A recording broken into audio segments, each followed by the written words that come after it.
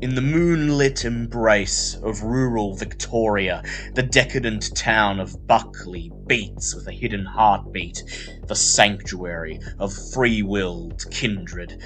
An anarch haven since the gold rush, Buckley's shadows hold secrets, its nights untamed. Yet the looming spectre of the Camarilla now threatens the delicate balance. As long-forgotten feuds simmer, a group of neonates bound by loyalty and survival find themselves at the epicenter of a power struggle. The Camarilla's tendrils tighten, and Buckley teeters on the brink of open war.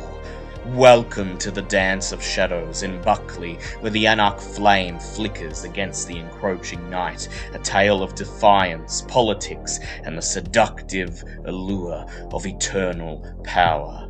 This is Creatures Such As We, a Vampire the Masquerade 5th edition actual play podcast, presented by DM Fiat.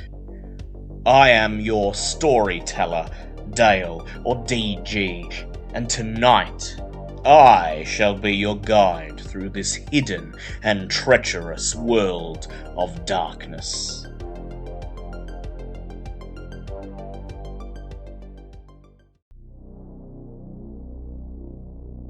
Welcome, everyone, to Vampire the Masquerade, Creatures Such As We. This is this group's 3rd Vampire the Masquerade Chronicle. It's set in the same world as our Melbourne and G-Town Chronicles, but we have some new people joining us this time, so knowledge of and experience with those past chronicles is completely optional, and this should be a great place for people completely new to the world of darkness to jump straight in. In the heart of the Victorian wilderness, where the whispers of the eucalyptus trees blend with the secrets of the night, lies the quaint rural city of Buckley. Nestled between primeval hills and ancient wetlands, this historic town has been a sanctuary for wayward vampires since the waning years of the gold rush. Buckley, an anarch city, breeds a rare air of freedom, where vampires live unburdened by the rigid structures of the Camarilla. The year is 1992. The air is thick with the heady blend of nostalgia and the promise of a new decade. The radio waves pulsate with the infectious beats of Sir Mix-a-Lot's Baby Got Back, and the sultry voice of Whitney Houston singing "I Will Always Love You" drifts through the air. Grunge continues its reign, with Pearl Jam and Soundgarden etching their names into the annals of history. Meanwhile, the big screen is adorned with the likes of Aladdin and A Few Good Men, and the hilarious antics of the Fresh Prince of Bel-Air will soon become a cultural touchstone. Neon hues and denim jackets clash with the dusty ochre surroundings, mirroring the clash of tradition and rebellion within undead society. Beneath the surface of this glittering cultural mosaic, the world grapples with its own complexities. The end of the Cold War casts a shadow, and the echoes of geopolitical shifts reverberate globally. The nascent days of the internet dawn, hinting at a digital revolution that will reshape the very fabric of society. And in the vampire world, the winds of change also stir as the Camarilla sets its sights on the anarch utopia that is Buckley. Welcome to your first night, everyone. Let's start by introducing our players and their characters and seeing who will experience the horrors about to unfold. I, of course, am DG, or Dale, your storyteller. And going in no particular order, let's start with Lost Demiurge. Good evening. I am Lost Demiurge, and I shall be portraying Wisteria Tarsa Lynn, one of Britain's richest thieves. Currently slumming it. Definitely slumming it. Go ahead. Our other long-time group member, Paradox. Introduce yourself and introduce your character. Yeah, Paradox. This time I'm playing Robert, the Nosferatu, who takes over an abandoned amusement park. Think in the theme of similar vein of Sovereign Hill. Except in the world of darkness, it's called Prospector's Peak. Yes. Next, go ahead and introduce yourself, Ember, and your character for us. So I'm Ember, and I'm going to be playing Zaria, who is she is a and it's something of like the 1990s kind of predate like much of like hacktivist activity, but she's something of a hacktivist, the closest thing to that at this time. Yeah, and with time she'll grow into the stereotype. You're all about the BBSs at this point in history. Yeah, 1992. All right, let's move on to our... Yeah, well, the internet's about to be very, very big. Let's move on to our new players and get them to introduce themselves and their characters, and let's go in no particular order, starting with Baby G. Oh, shucks. Hi, gang. Hello. Hi, everyone. My name's Baby G. You can call me G or Cody. Today I'm going to be playing Detective Barry Marwood. The very first thing you might notice when you see him is that he's a big boy. Big man, late 30s.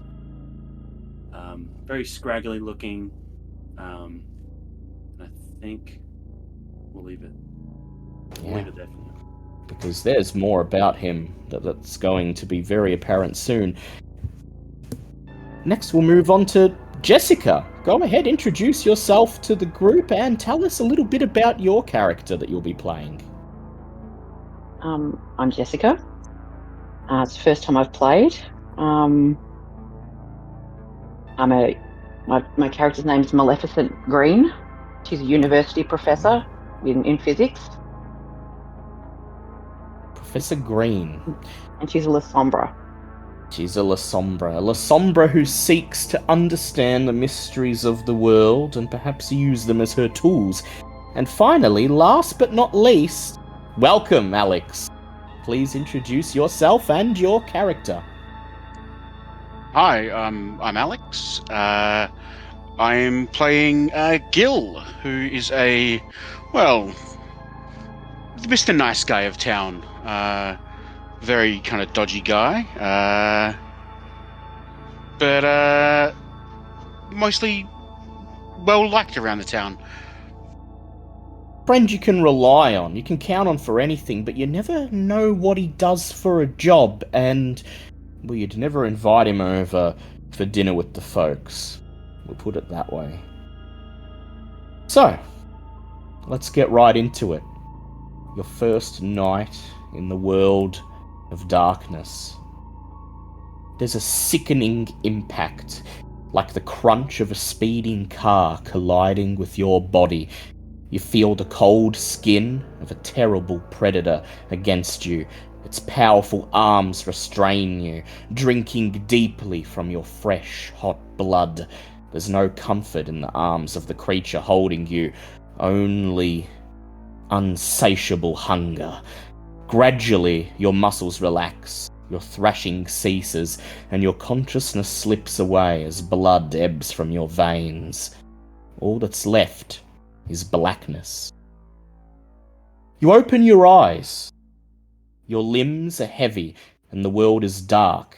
At first, you think perhaps you're blind. Then you inhale, and you swallow disgusting, solid matter, and you realize that you're underground, buried alive in the dirt. You can see a pinprick of very faint light somewhere above, calling to you, calling for you to rise and pull yourself out of this grave. And so desperately, you claw your way up towards the light, wriggling out of the dark earth. And as you dig, you feel a tangle of other limbs against yours. Other corpses exhuming themselves from the same grave. Bodies crashing out of death. And then all of you burst the earth apart, surfacing into the cool night. First thing you notice is the others around you. You're aware that you're not facing this terrifying horror alone, but the figures around you are haphazard, threadbare, shimmering, shaking in your vision. You're unable to focus on them in your with a pounding headache, feeling your inside squirm with a feeling that you realise is a sudden screaming hunger.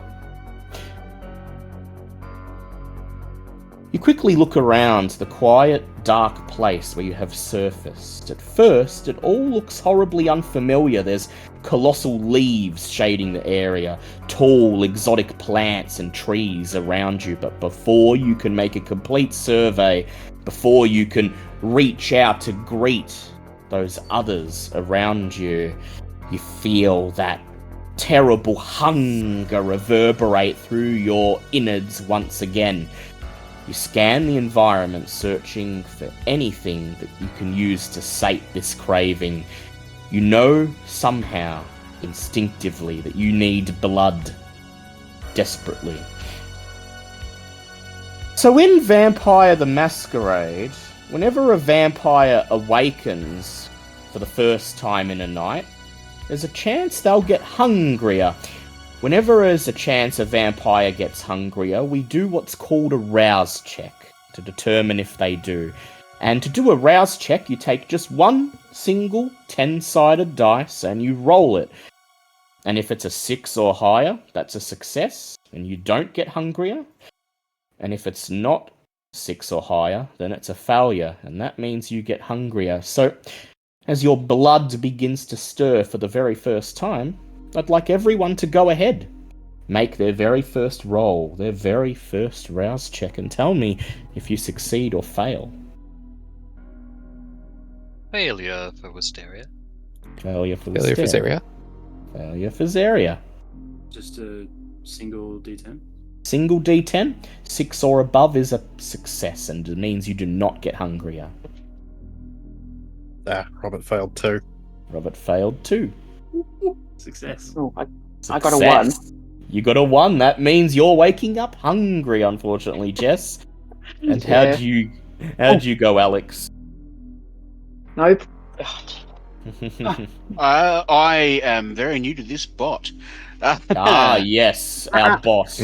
I'll post a link to what I use behind the screen. It's got a bit of a friendlier user interface if you'd like to use that. Otherwise, in Owlbear Rodeo, there's actually dice that you can roll as well. I also got a 10 on that. Does that do anything? Or That just counts as normally that might mean something, but at the moment, no. Just to see if you get hungry as you wake up, that's just a pass. cool. But normally, 10s are good, so keep an eye out for them. That is certainly a failure. So, for those of you who have failed, please set your hunger to 3. Those of you who have passed, set your hunger to 2. It's still there. You can still feel it gnawing away, but it hasn't quite fully encompassed your being, hasn't hijacked your senses and become overwhelming. So, you're all hungry. You've all crawled out of the earth and you feel this insatiable urge, this desire for blood. Some more than others. And you start looking around to see what you can do. There's an emptiness inside you, desperate to be filled. There's an animal carcass by a nearby tree. Could be a dead dog. There's a nighttime jogger on a path nearby. He's wearing bulky headphones and has a Sony Walkman dangling out of his right pocket. He's whistling a tune. His whistle sounds like a dinner bell to your starved, undead senses. The bushes around you twitch with the movement of nocturnal animals. The jogger draws close, his whistling an invitation. Maybe you could creep through the bushes, scrabbling around for some small, weak woodland animal prey. Maybe you could sate your urges with the carcass of the dead dog. Maybe you could pounce on the jogger. You can almost hear his strangled cry in your head. You can almost feel your fangs digging into his neck, his red-hot blood running down your chin. It's a delicious thought. One thing's clear, until you've dealt with this first gnawing hunger, you won't be able to understand where you are or who these others around you are. So, let's start with those who failed their rouse checks. Wisteria, Maleficent, and Zarya, and I believe also Gil. Everyone except Barry, pretty much. What's your first instinct? How do you deal with this hunger? What would you like to do? Where there's one, there's more. Wisteria eyes the competitors next to her. She's going to backtrack the jogger a bit and see if there's not another See if there's not another one that's going down to be the path. less contested. Less contested? Or in a more Well- private spot. More private spot? Maleficent, what would you like to do, feeling this gnawing hunger unlike anything you've ever felt? So many ways of sating it, but what do you do? Yeah, maybe pursue the jogger for a bit and find somewhere a bit more secluded. You see one of the others, Wisteria, creeping off after the jogger, and a voice in your head tells you to follow. Share one between two. Follow him to where nobody will see anything and take your fill. Zarya, Yeah. would you like to Yeah, do? she's just gonna run up and get a bite. Just go straight for that jogger, tear ahead. Yep. All right. Robert, what's your first instinct in this situation?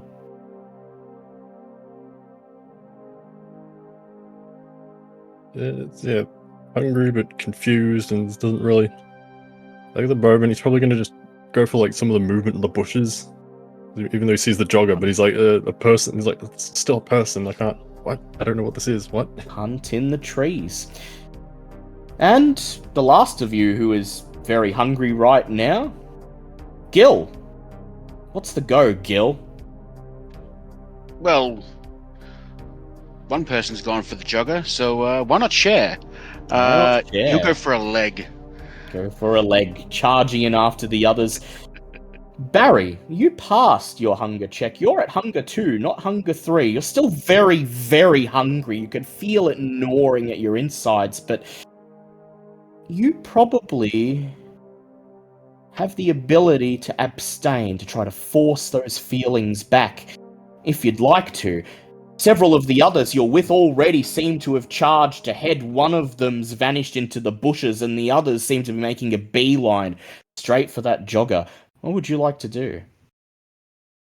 I think Barry's just going to, in the confusion and not knowing what's driving these people and what's going on at all, I'm just gonna yell after the two people running after the jogger, because I've just seen people just get up out of a grave and start running, wanting to kill a jogger, I guess, and just be like, yell after him.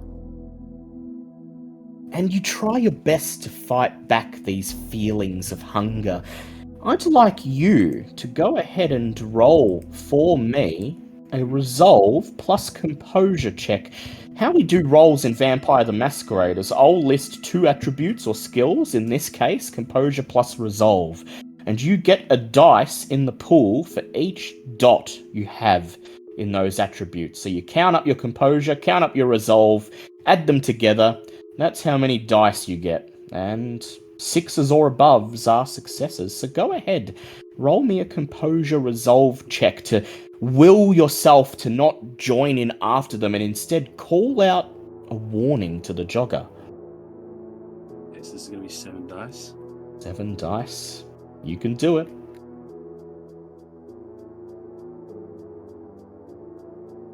One success. 1 success. Oh, you so want to join them. Something unknowable, something not quite corporeal that exists somewhere in the back of your mind, in the pit of your stomach, urges you to chase. You can already hear the jogger starting to call out to the others, seeing their haggard faces, calling out if they're okay, and you force yourself to stay back. You call out a warning to him, but you can barely hear your own voice. It's like you're in one of those nightmares where you try to scream, but can't. You call out something, and he hears it, and he whirls around at the last moment, just in time to see Gil and Zarya charging straight for him. Maleficent and Wisteria, you're trying to hang back, sticking to the shadows. You were planning to trail this man, but you're seeing 2 of the others charging straight ahead. So I'll ask you, are you going to continue stalking, or are you just going to join in 4-on-1, knowing this man doesn't stand a chance against all of you? Well, one thing I should say is that Wisteria's plan was to slip by him and look for more another easy one. prey. Oh, yes, that's right. So you can still do that if you like. Yes, and it's difficult because he's right there and she knows he can help him. She doesn't realize exactly how. And there's already others sprinting full tilt towards him. He's already seen them coming. His mouth is starting to drop open in shock. That's just gauche. He'll be busy with them. We'll go looking for somebody else. Somebody down else? the way a bit. And Maleficent. That was the plan. I was going to do the same thing. Same thing. Hold yourself back. Continue following Wisteria down the path. Okay. So, I will ask Robert, who's prowling around in the bushes, to make me a wit plus either animal ken or survival roll for me, please.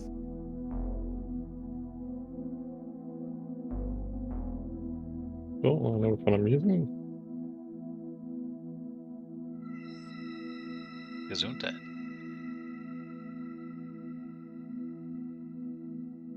4 successes. 4 successes. Robert's almost entirely unaware of the horrific fate that's about to befall this jogger. He's off in the trees and the bushes, hunting for little animals, cats, rats, dogs, foxes, anything. You're a security guard, aren't you, Robert?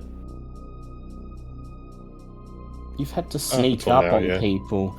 You've had to sneak up on people before, had to catch them unaware. And this is almost like going through the motions for you. That voice, that urge inside you seems to guide your movements. The shadows and the trees hide you, and before long you find yourself trailing a stray cat with bright orange fur. You briefly consider looking for something bigger, something more substantial, but then that thing inside you compels you onwards. Your whole body lurches, and before you even know what you're doing, you're sinking your fangs into this feline. It lets out a sickening, weak cry as you begin to drain its life force. You feel its warm blood splashing down your gullet, sweeter than anything you've ever tasted, and something in the pit of your stomach purrs in contentment. You may reduce your hunger by 1, Robert, and you feel that red haze clouding your mind beginning to fade.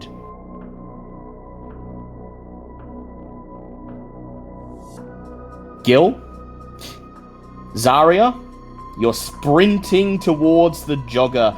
He whirls around at the last moment, hearing Barry's warning, and raises his hands to show that he's not a threat. Stops in his tracks and begins to stammer. My wallet? You want my wallet? And he begins to reach for his pocket. He pulls out the Walkman, trying to proffer it to you, but you're already on him. Go ahead, and I would like the two of you to roll for me a strength plus brawl check.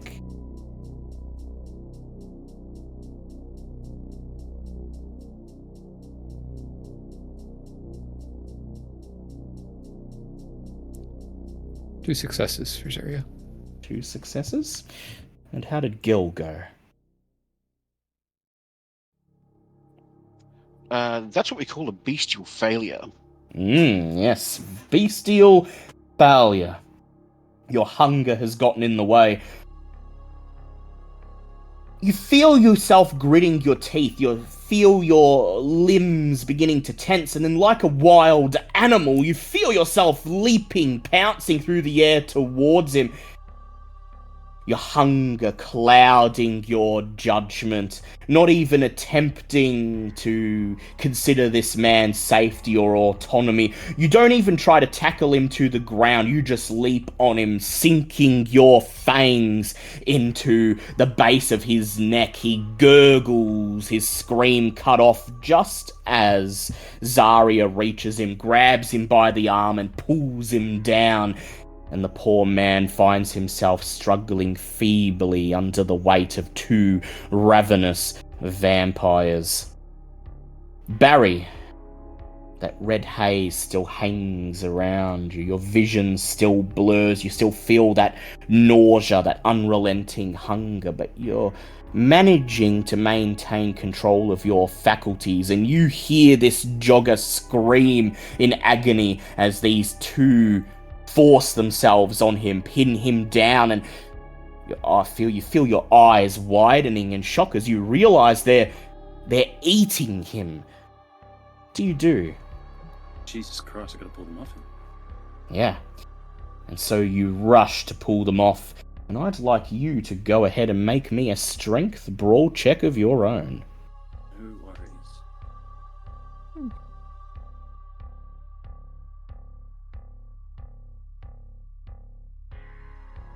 Ooh.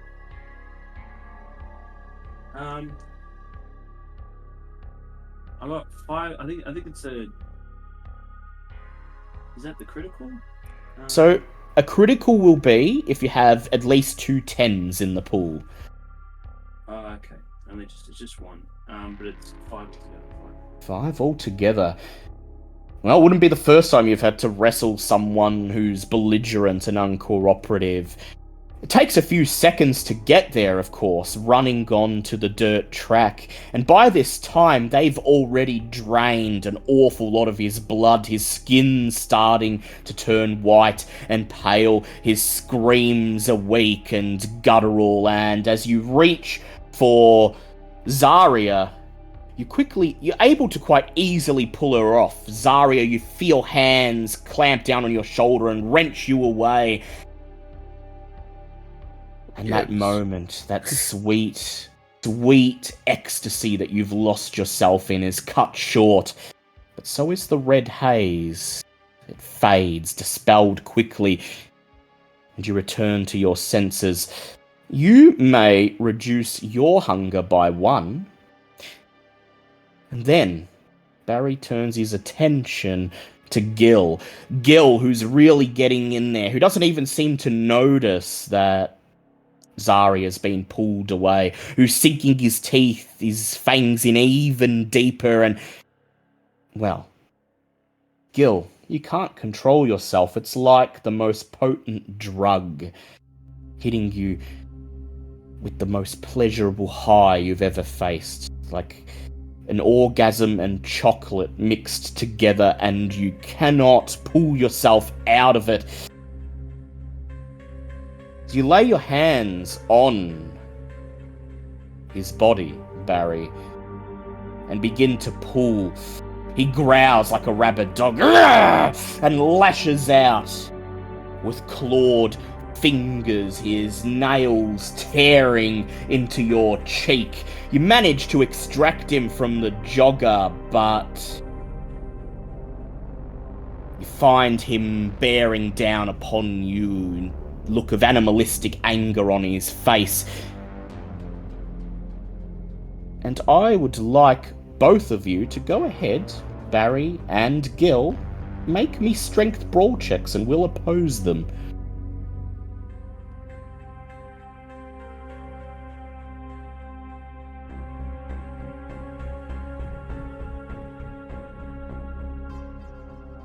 Barry, how'd your strength brawl check go? 2 successes. 2 successes. And how did yours go, Gil? I've figured out your bot. 4 successes. 4 successes. You try as hard as you can, Barry, but this man is possessed. With supernatural strength, he flings you off him onto the grass, lets out a howl like a rabid wolf, screaming into the night, and then, Gil, finally it subsides. As you throw this man off you onto the grass, see him sprawling at your feet. Whatever's taken over relinquishes its grasp. You feel your senses returning. You may reduce your hunger by 1 as the red haze fades. And you, Barry, may mark down a point of superficial damage on your health tracker, sporting a nasty gash on your left cheek.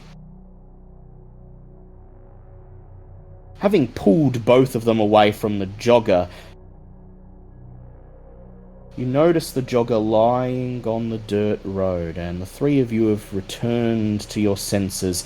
You see this jogger lying between you, his skin pale, his eyes closed, his breathing shallow and laboured. He's lost a lot of blood.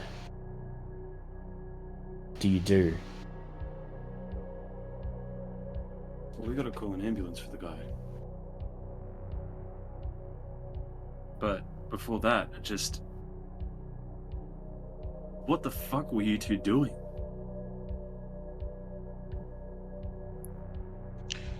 Gil kind of scrambles back, wiping his mouth and trying to get some dirt off of him as he's kind of bears down and looks at between the 2 of them. What is going on? That's what kind the of hell? wondering. Very Mate, good you question. ran up and started drinking someone's blood. Well, It yeah. tasted so good.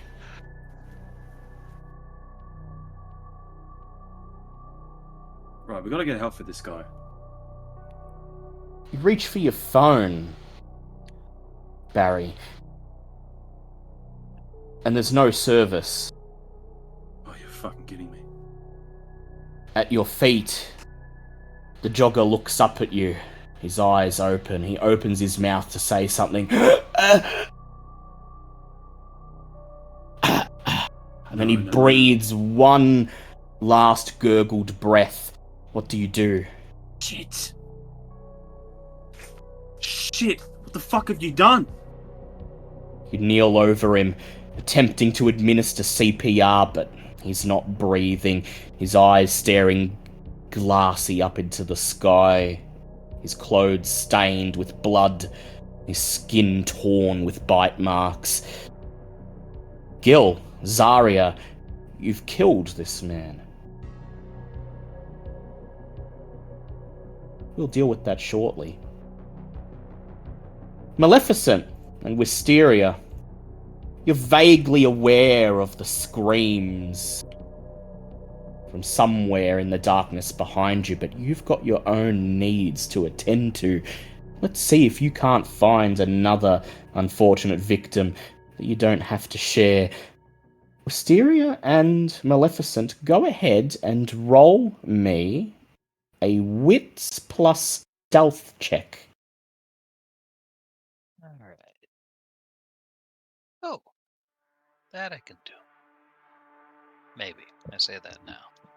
Okay, I got a 3. 3, nice. 3, that would be 4 successes. 4 successes.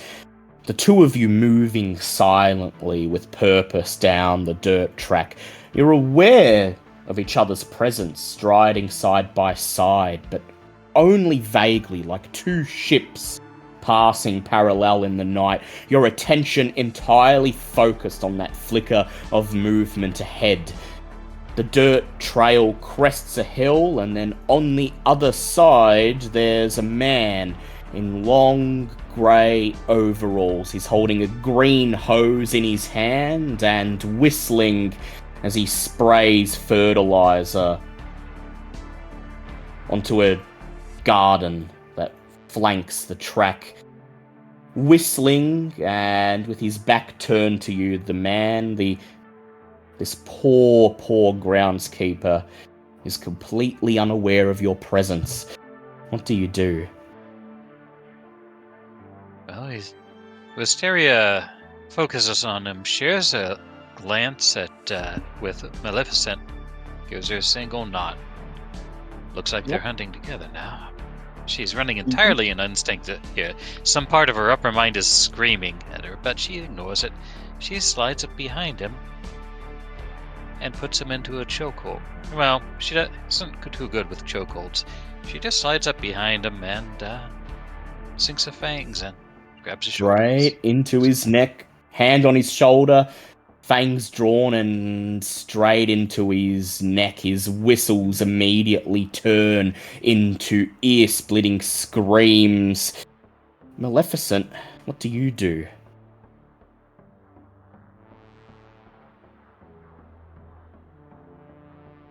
I just, put my hand over his mouth and keep drinking. And over his mouth, cuts off the screams, and as the woman beside you pulls him down with her onto the ground, you throw yourself on top of him and let the hunger take you. There's no one here to stop either of you. You drink and you drink, taking more and more, feeling that warm life force flow down your throats, feeling that beast in the pit of your stomach, relishing every drop. You don't have Barry here to pull you off, and this is your first feed as a vampire, and, well, Jessica, I'm sure you've read enough vampire fiction to know how this is probably going to go. But I'll give you both the choice.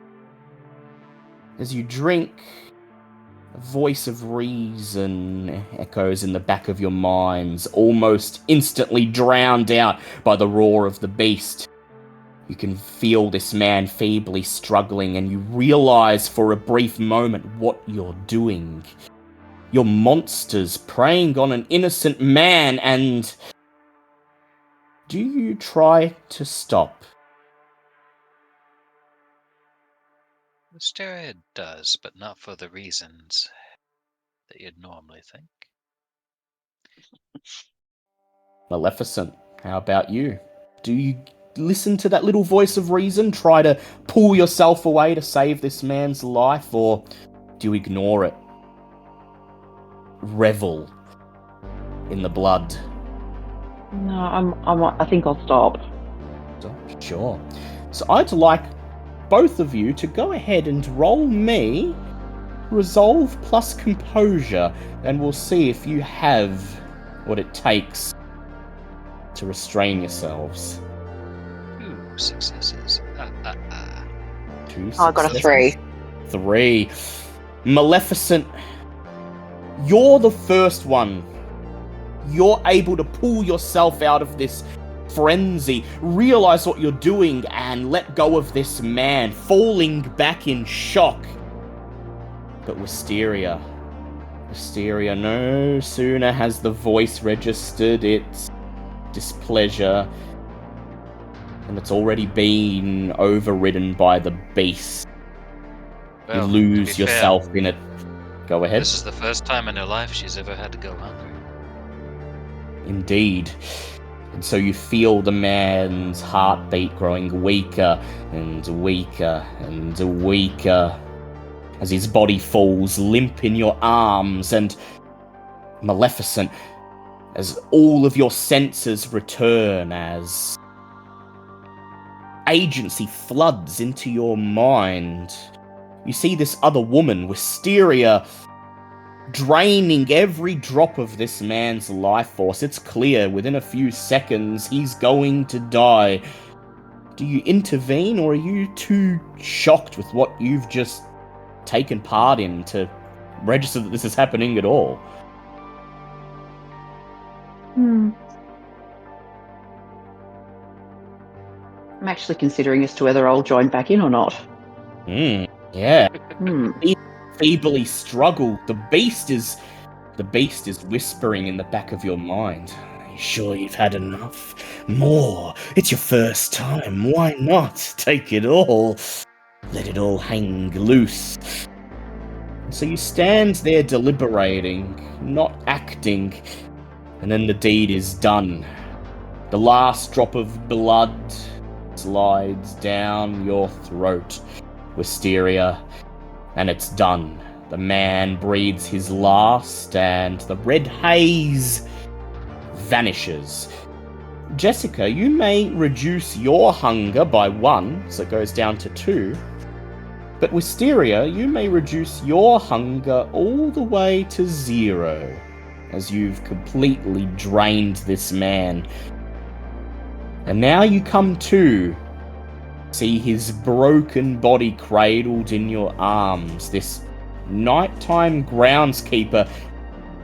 He looks as if he's about 50 years old, maybe older. His hair grey, balding. Probably has a couple grandkids. Well, there's something we can do about that, at least. Wisteria nicks his wallet. Flips it open. Driver's license? It says Darren Cullinane. Date of birth, the 2nd of May, 1937. Well, Wisteria says to her newfound partner, I'll have to arrange for an anonymous donation later. Do you have any idea what in the dickens is going on? She asks while looking around for a place to stash the body. How do you feel about this, Maleficent? This is certainly not your normal night on the town. Well, there's some gardening equipment there, so why don't we utilise that? Actually, Two of you. dig. That's what you do with bodies, isn't it? Well, And so the two of you drag the pale, broken man off the trail into a copse of trees. Spend the next 10-15 minutes taking turns, digging a very shallow grave. And then you lower him in, and as you heap the dirt back on top of him, as you see his glassy eyes staring up at you, expressionless. Says Wisteria. She goes to the gardening shed, pulls on a pair of calfskin gloves, easily gets through the lock, grabs a bottle of cleaner solvent, and dumps it on the corpse. Whole bottle. The night air fills with the smell of hospital-grade chemicals as They're doing things with DNA you wouldn't believe these days. They are. The 90s is the forefront of forensic science. Maleficent piles the last bit of dirt over the man's face and is gone. And you're both left with this horrible feeling in your stomachs, this feeling of emptiness, this feeling of nausea. But you put it into the backs of your minds for now. We'll deal with what you did later. Go ahead, Wisteria. I see you were about to say something. It's been quite pleasant, but I believe I should be going now. And she pulls out her brick of a cell phone and glares at it when it says no service. What? Brings it to her ear, hears no dial tone, and shrugs as she slides it away, heading back into the park. The five of you, is it 5 of you or 6 of you? There's 6 of you. The 6 of you eventually coalesce back on the edge of the tree line and the dirt trail, back around that big hole in the earth, that mass grave that you pulled yourselves out of. The red haze is gone. That hunger in the pit of your stomach, that's still there, but now you can actually think, comprehend the situation you're in. You observe the environment around you, and the foliage here is strange, but the wider world is more familiar. Now that the red haze is gone, you're able to realize where you are. You're in a city park. Big city park. The botanical gardens of Buckley, somewhere in the CBD. It's enclosed on all sides by bars, restaurants, apartment buildings, and nightclubs. You can see the outline of the iron fence ringing the botanical garden, and now you can hear traffic nearby on the roads. Finally, this world of horror is starting to give way to something more mundane and recognizable. You're all gathered here, and for the first time you're able to take a good, long look at each other. What do you say to each other after an experience like this? What can you say? Perhaps we should describe ourselves. Yeah, let's do that. Wisteria, how do you look after that experience? What are you wearing?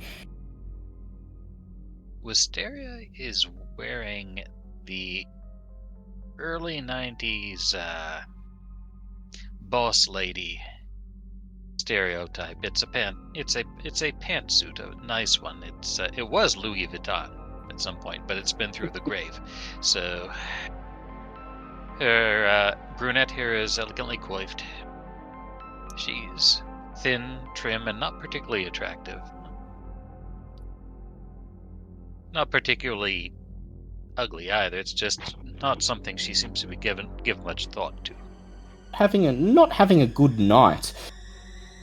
Robert comes staggering out of the tree line, and Robert, you've got the cat's blood still dribbling down your lip. Aside from that, what do the others see as they look at you for the first time and fully comprehend you? You see, stumbling back toward you, visibly freaking out at the situation, is not a super tall man, like 5'7". Completely completely hairless, no eyebrows or hair or anything, and this dark grey skin that makes him look sort of like one of those living statue street performers, except that's just how he looks. And you are, of course, a Nosferatu. Yes, and a very dirty, tattered-looking, what was you'd assume to be some sort of security officer, garb or something. It's not a particularly nice-looking man. He wasn't in life, but whatever state he's in now, he looks positively horrifying to the rest of you as he comes staggering out of the tree line.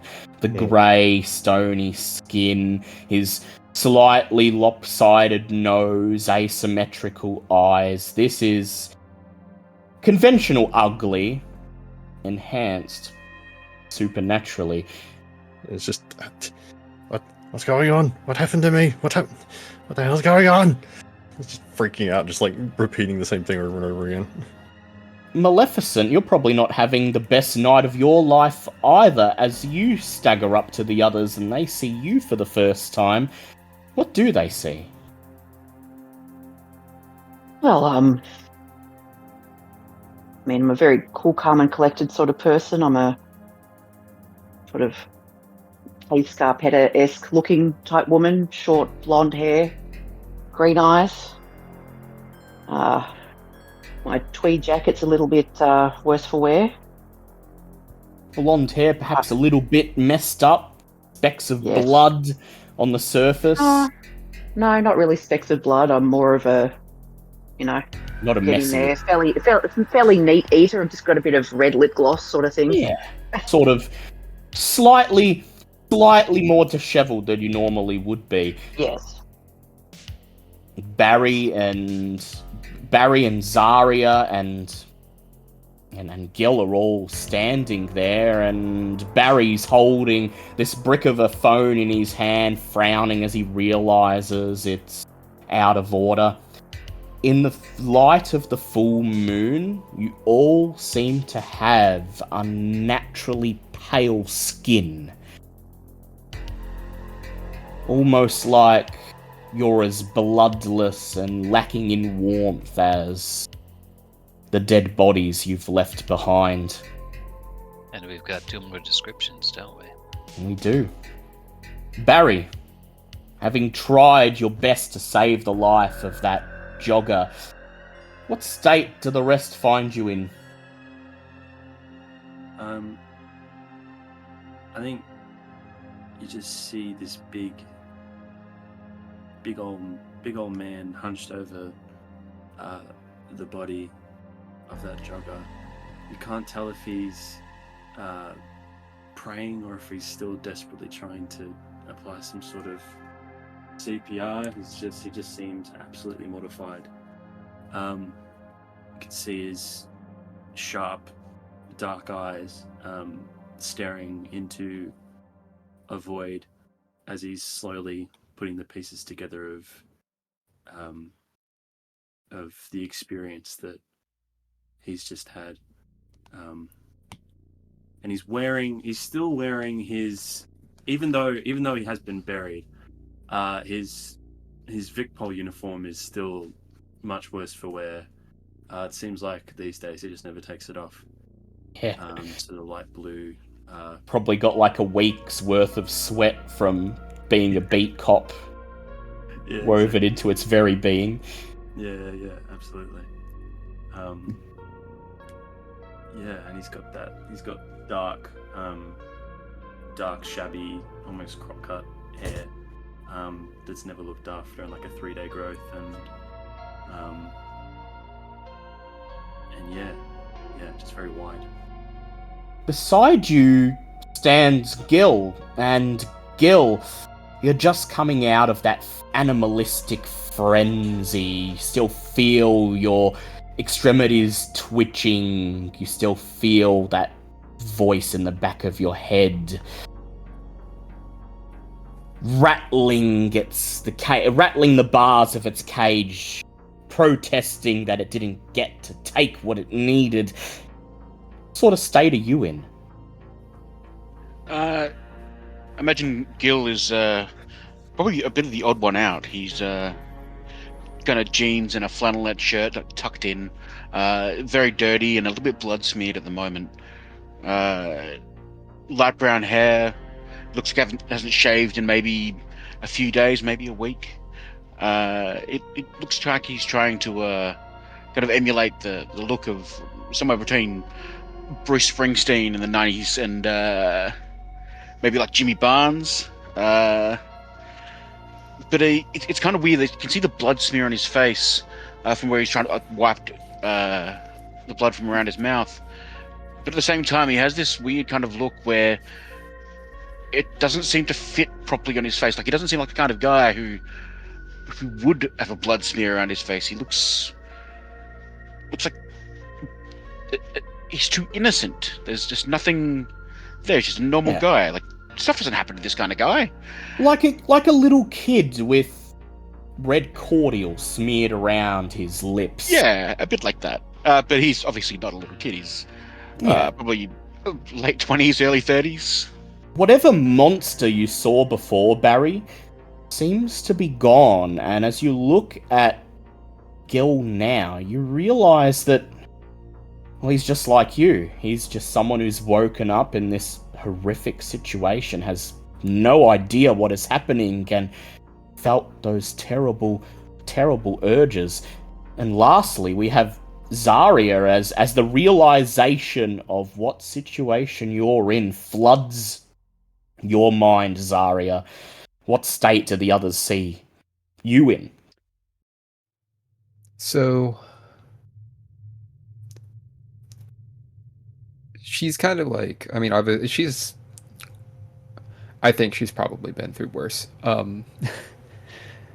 She's so Zarya is pretty tall, and she's kind of got very much that late 80s, early 90s, just kind of punk vibes. Not quite all the way there, but close. You can see that hair is black now, and it's shaved up the side. It was probably a different color, probably blue not long ago. She's got piercings, and a choker, and a big jacket and boots, and a big shoulder bag full of all kinds of technological goodies. It doesn't take long before someone voices the question that's on everyone's minds. What the actual fuck is happening? Who's the one who vocalizes it? Probably Barry. Yeah. What in the actual fuck is going on here? The question hangs on the air. What do you make of it? What answers do you have? What do you say to each other in this situation? I'm having the devil of a time remembering anything from earlier today. Does anyone else have a clearer picture of things? Try Say to drinking remember. earlier? What happened? Yeah, you just woke up. Did someone kidnap you? You could try. It's all a blur. The first thing you remember is waking up underground, clawing your way out of that grave. But surely that's not how tonight began. Surely something happened before. Is there anyone who's keen to try to delve into what happened before? No, I will try to recall. Go ahead. Mhm. Make for me, Wisteria, an intelligence plus resolve check. 5 dice. I might get lucky. Let's see. I woke up. 3 successes. So, Wisteria, you own a little shop, don't you? It's a bit more than a little shop. It's a small building. Small building, an antique wholesaler in the suburb of Lakeside, right there on the edge of the Barnong wetlands, one of the more upper middle class portions of Buckley. You serve the Novo Rich and the new money. And the last thing you remember is closing up shop for the night, dusting the centerpieces, quickly poring over your records, filling in the last touches on the order forms for some particularly promising pieces you're about to import from London. And then, as you're about to head out the front door, pull the shutter down over the front of the store, you hear footsteps behind you You whirl around to see a man with long blonde hair, a very narrow, almost serpentine face, wearing pure white. He simply smiles, gestures beyond, over your shoulders into the store, and says, "Great collection." Indeed it is, and I shall be happy to show it to you come the morning, sir. But you never get to finish your sentence, for he's already upon you, forcing you back through the door, pinning you to the ground, and sinking his fangs into your neck. "A very nice collection indeed," he says, as you feel your consciousness beginning to ebb. "Some would kill for pieces like these." And then you're here.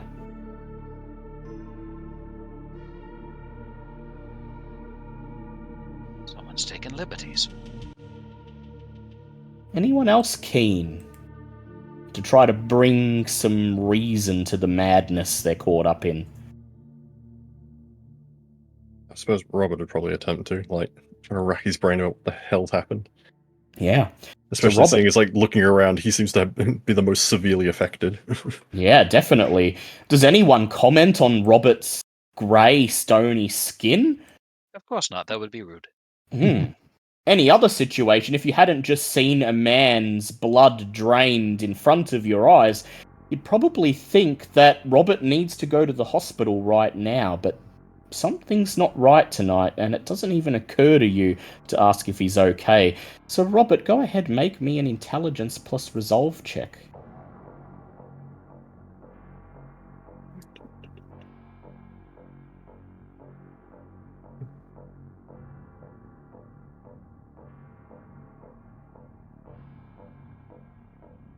I'm down to 2 here now. That's only 2 successes. 2 successes? You rack your brains, trying hard to remember. It's all very fuzzy. You're sure the details will come in time, but for now, all you've got is a very vague recollection, fragments of a greater whole. What do you do for a day job, Robert? Robert works at a security firm, mostly on like the tech side of things as the technology starts to advance, like setting it up, maintaining cameras. That's right. And come to think of it, this night, last thing you can remember, you were on the job at the wastewater processing plant just south of the CBD, where all of the city's sewage culminates into a toxic black sludge. You were working alone, unusually, but you weren't expecting it to be a very arduous shift. You had to install some CCTV cameras, calibrate them, make sure they link to the correct system, make sure the tapes were recording correctly. And the last thing you remember is heading into the mouth of a large intake pipe and noticing a trail of blood leading into the pipe. You remember reaching for your weapon, knowing that your superiors told you that in these situations it would be best to call for backup, but you're expecting a wounded animal, nothing more sinister than that, and so you follow the trail to the sewers. Nothing could prepare you for the horror beneath the city, nor the sensation of your flesh twisting up and dying at the hands of what lurked there. And now you're here.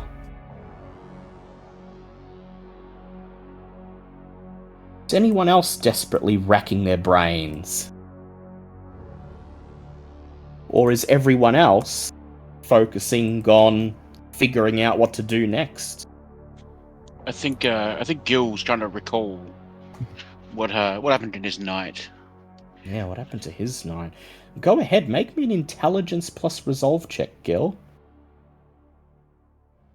I think this is going to be an interesting one.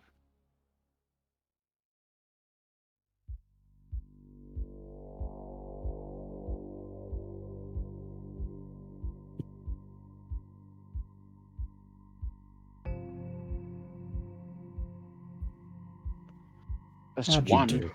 1. You close your eyes. Try to think, but you're still feeling the rush from feeding. The high of the blood is dulling your memory. You seem to recall something about helping someone, a friend, helping them by giving them a lift to some place in South Buckley to get something, to acquire something, some sort of herb, perhaps? Something illicit, perhaps?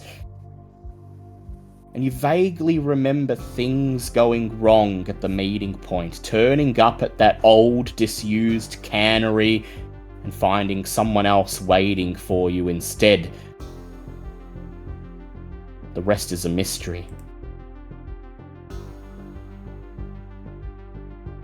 Zarya, Maleficent, Barry. Zarya's definitely giving it some thought. Yeah.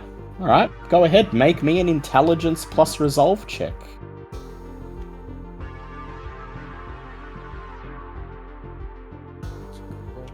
Alright, I got a 5. Ah, yes, so you're definitely trying your best to remember as well. We'll get to you very shortly. How'd you do, Zarya? 3 successes. 3 successes. So, Zarya, you're not really local to Buckley. The accent would give that away to anyone instantly.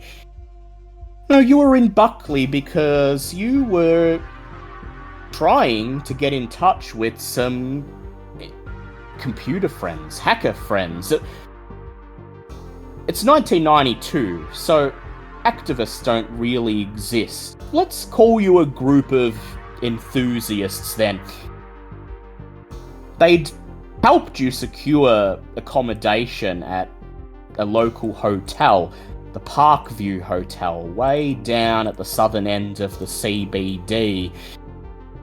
And, well, you were going to host the meeting in your own hotel room, gather all your friends together, discuss the latest technology, share credentials, invite each other to some of the more secretive BBSs, and, well, the person who turned up was not what you were expecting at all. They barely gave you a chance to open the door when they knocked at the door of your hotel room. You'd barely placed your hand on the door handle when it was thrust open, and this huge, thickly built woman with wild, animalistic red hair burst into the room, a wicked smile on her face. And you don't even remember her addressing you in any way, saying anything at all, before she slammed you up against the wall, bared her fangs, and took your life. Maleficent, you said you got a 5? Yes. Your recollection is perhaps the clearest out of anyone's. The memories come flooding back, and you find your mouth dropping open in shock as it's almost so immediate that it's almost as if it just happened to you. You're reliving it beat for beat. You like to spend late nights at the university, don't you, Maleficent? Yes. Learning all you can about the universe. And on this night you were working late on your thesis defense. Not quite a full professor yet, but you will be soon. The very last thing you have to do is your thesis defense, and it's something that's consumed your life for the last 2 years, your PhD thesis. Everything has led up to this. You remember the air conditioner in the university's archive room waking you. It always whirs after dark, preserving the paper in the basement underneath the library in just the right condition. You realize you've done it again. You've pulled another late night, fallen asleep in the library, and you should probably get some rest before you have to turn up tomorrow morning and start all over again.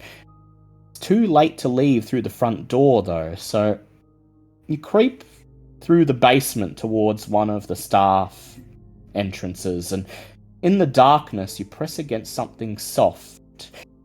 Then that soft thing reaches out, seizes you, crushes you, and drains your blood.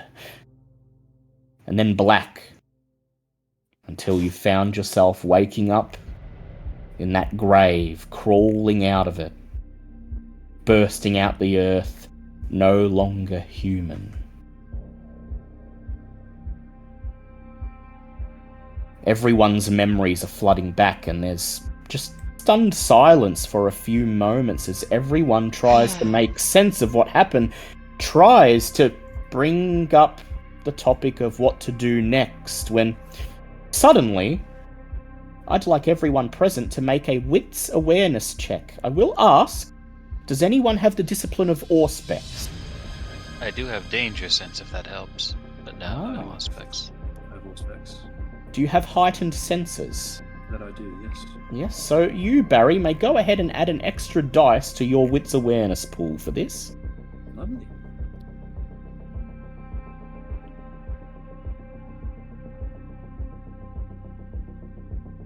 Critical 6. Critical 6. Oh, I got a 7. 7, lovely. You're Oh, all wow. very aware of what's going We're on edge. You're very on edge. I mean, who wouldn't be after this situation? Zarya, Barry, Robert? 2. 5 successes. 5 successes. Yeah, Robert's a little distracted. He only got 2. 2. And Gil's on Gil. 3. 3. Well, that's more than 10 successes between you, so I would say that's definitely a group pass.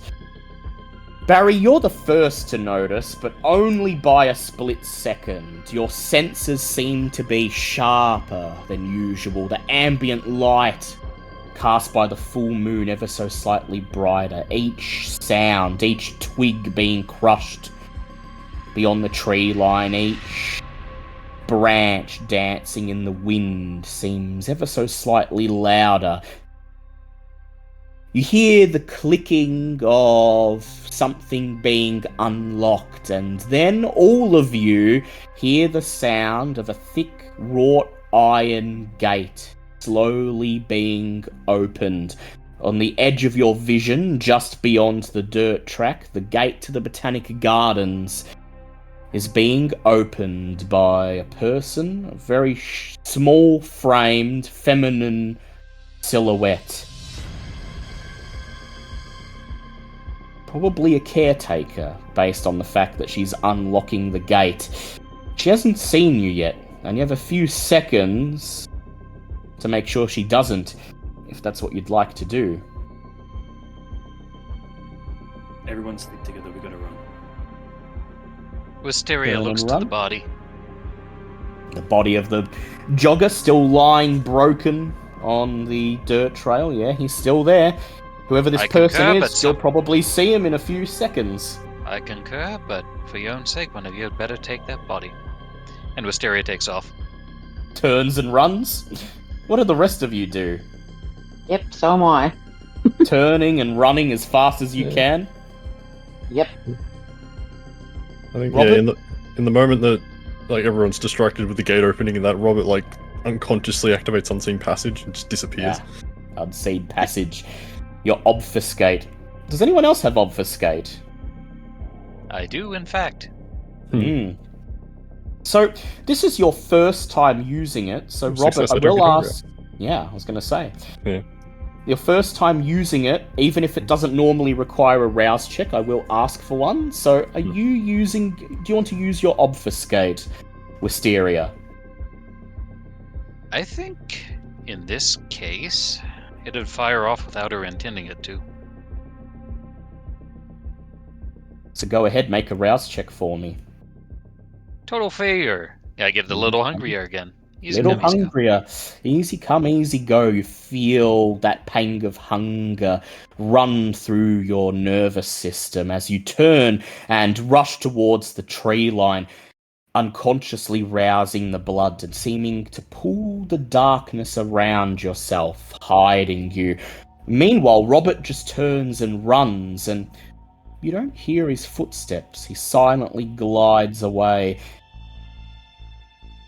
Maleficent, are you just going to turn and run, or would you like to make use of your Oblivion shadow cast to pull the shadows closer around you and maybe give yourself a means of getting to safety without being spotted?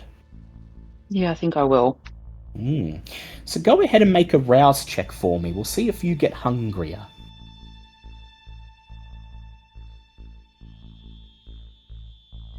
Oh, that's a 9. That's a 9. That's a pass. So, yeah, you do not get hungrier. You leave your hunger as it is. You see the other two leave, and before waiting to see what Barry or Zarya or Gil will do, you turn and follow, making your way towards the tree line. And as you do, that horrific beast that lingers in the back of your mind whispers its voice. Call upon the gifts of the blood, the gifts of the Father. And without fully knowing what you're doing, you sort of wipe your hands through the air in front of you and see the shadows cast by the trees crawling along the ground, moving as you direct them, and you pull them around you like a cloak of darkness, hiding you as you dash away. Go ahead for me, please, and make me a dexterity plus stealth check. But with your shadow cast active, you may add an extra dice to the pool as well. Hang on.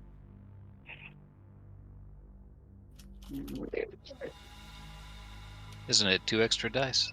Ah, yes, Forget. 2 extra dice, yes. So it I use also- 3. Yep, so 3 altogether. Alright, we'll get to you in a moment and see what happens. Because I'll roll for the person entering the park. Gil, Zarya, Barry, what's the go? Does anyone stay to meet this person, or are you following Barry's advice, sticking together and booking it? So, just to make sure I didn't accidentally give myself too much stuff, does it seem possible I could already have 3 points in celerity? Certainly can, because you can get 2 from starting, and then a predator type can give you your 3rd. Okay, awesome. So then she's going to activate Blink. Yeah, make me a rouse check, please.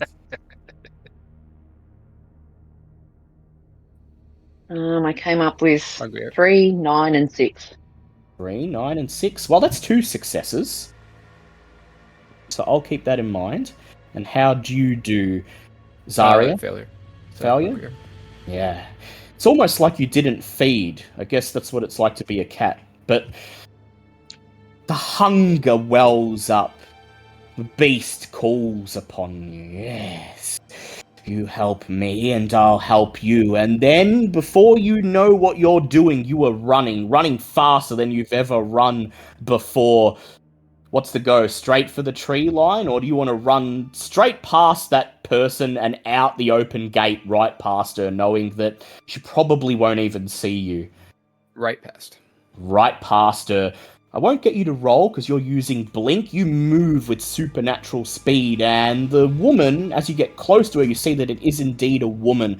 A woman with short black hair wearing the same grey caretaker's overall. Stops for a moment. She jumps as she feels the air disturbed next to her. Whirls around to catch you, but you're already gone. Her eyes wide, she takes a moment to calm herself down, and then continues pushing the gate open the rest of the way. But you're already gone. Barry and Gil, what's your play? I think Barry's just going to pipe up, just talk to Gil and just like, you're clearly strong. Let's get this. Let's get this body out of here. Zarya. Oh, well, Gil, what do you say to that? Gil looks a little bit conflicted. But seeing as everyone else has just booked it, he'll try and do the right thing, and he'll go for the body to try and lift and drag as best as he can. You kneel down, hoist the body over the shoulder, your body, the one you killed, the one you made, and then you begin to follow Barry towards the tree line. Barry and Gil, go ahead and make a dexterity plus stealth roll for me. Barry... Yeah. No, Barry, you're fine. You're not carrying the body. Gil, you're carrying the body, though. So, I'll give you two choices. Either you can lose a die from your pool because of this body weighing you down, making you a little bit slower, or you can rouse the blood and boost your abilities so that you don't have to take the penalty and also get a bonus die. I think I'm going to have to go for the rouse. Yeah, I think in the moment, in the rush, I think the little voice would call to him and say, "Let me help you." Let me help you.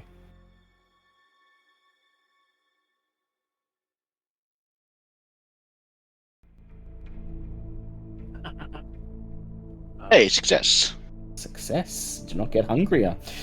At first, the body weighs you down. The jogger's fit. He's definitely heavy, but you feel the blood pumping through your veins. Will it to empower you, and it's almost as if you're not carrying anything at all. So go ahead and make your dex plus stealth check with a bonus dice. And Barry, how did you do on yours? That's a failure. A failure.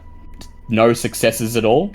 No successes at all. There is we So- can use willpower. Yeah, so in Vampire the Masquerade, at any time, you can spend a point of willpower to re-roll up to 3 dice, and this represents calling upon your sheer determination to get something done. But of course, you might want to save that willpower. It's entirely up to you.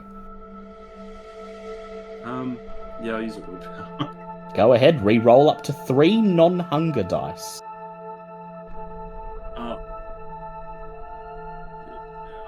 No. Actually, never mind. I've only got 1 non-hunger dice. Only got Oh. 1, yeah. Mm. Well, yep, alright, we'll just go with a failure. How did you go,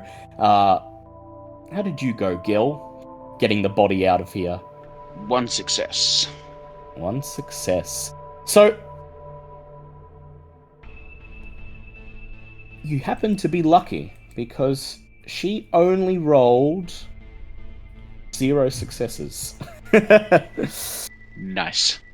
Oh, no. You think for a moment, Barry, that she's gonna spot you. Gil seems to be taking an awful long time to scoop the body off the ground, hoist it over his shoulder, turn, and begin to make his way towards the tree line. And you swear, any moment, you're gonna hear her call out, "Hey, who's there?" But then he's made it to the tree line. No one's seen him, and simply turn around and follow, leaving him behind, joining the others as you make a desperate break for safety. As you're swallowed up by the trees, as you flee into the darkness of the night, you hear a female scream from somewhere behind as the woman spies the mass grave that you crawled out of. She screams, and you hear her shout, "They all got out!" Before you flee into the darkness, leaving her behind. You come bursting out of the tree line on the other side of the Botanical Gardens forest trail. There's no fence on this side. This portion of the Botanic Gardens presses right up to the side of a main road, and the tall, brightly lit buildings on the other side of the road cast you and the trees and bushes around you in a dull white glow. A single car rolls down the street and the driver glances at you silently as the car turns the corner and is swallowed up in the glitz and glamour of Buckley's entertainment district. And before you even make a movement towards the street, a gravelly voice calls out, "Probably a good idea you made a break for it, eh? Already seen how you deal with the mortals. That girl's lucky you ran when you did." The voice seems to be coming from nowhere. You whirl around, each of you trying to pinpoint where it's coming from, and then, when your gaze is once again upon the tree line, someone stands there, appearing seemingly out of thin air. You could swear they weren't there a second ago, but they're here now, and very real. And I'm going to put a picture of them up in Owlbear Rodeo, so you can see what they look like as I describe them. There's a man, a tall, slender man, wearing a long black cloak. His skin is putrid grey, the colour of something between stone and rot. Very similar to Robert's, but his face is most definitely not that of anything that's human. He's got wide, bulbous, beady black eyes, pointed bat-like ears, and a long triangular nose. He looks more like a sickening cross between a gremlin, a devil, and a vampire bat than a human. Does anyone comment about his horrific face?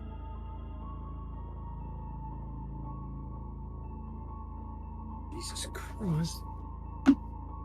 Not about the face specifically, but he's just like, Robert just sort of puttered. What? Do you know what happened? You look like me. Do you know what happened? You've got it bad, he says, looking over at you. Still got your face, though. Well, we'll see how you feel about that in a few nights. For our kind, the change sometimes takes a bit to kick its ass in a gear. The ears come on the second night, and then the nose on the third. Count yourself lucky you only got the grey skin so far. He smiles, revealing long, pointed, animal-like teeth, relishing the sight of the rest of you, clearly taken aback at his appearance. Never gets old, he says. New blood seeing a Nosferatu for the first time. Hey, you're taking it quite well, though. Usually I hear, "What the fuck is that?" or "Get away from me," or "Back off or I'll shoot." What are you doing here? Who are you? What do you mean by our kind? Why did you call them mortals? Julian, he says, raising a hand, patting his chest. And, well, I got every right to be here. See, these botanic gardens here, that's my domain. That's where I'm hunting, and I was in the middle of a nice meal. Had a nice big dog that I'd managed to coax away from its owner, and I was just about to dig in when there's all these bloody screams and shouts and... Well, I saw what you did. Sure, saw you make quick work of that jogger. He looks over at Maleficent and Wisteria and he says, saw what you did to the poor caretaker as well. So all I'm saying is, if that's how you're gonna treat mortals, then maybe it's a good thing you turned and ran while you still could. Is it now, does he see Wisteria? Oh wait, you're obfuscated, aren't you? Yes. Sure am. Yeah, so he just looks over at Maleficent, and when he's done, he looks over at where Wisteria is standing, and he smiles, and he says, "And you figured out your obfuscate, but I saw you in the act. May as well come out into the open,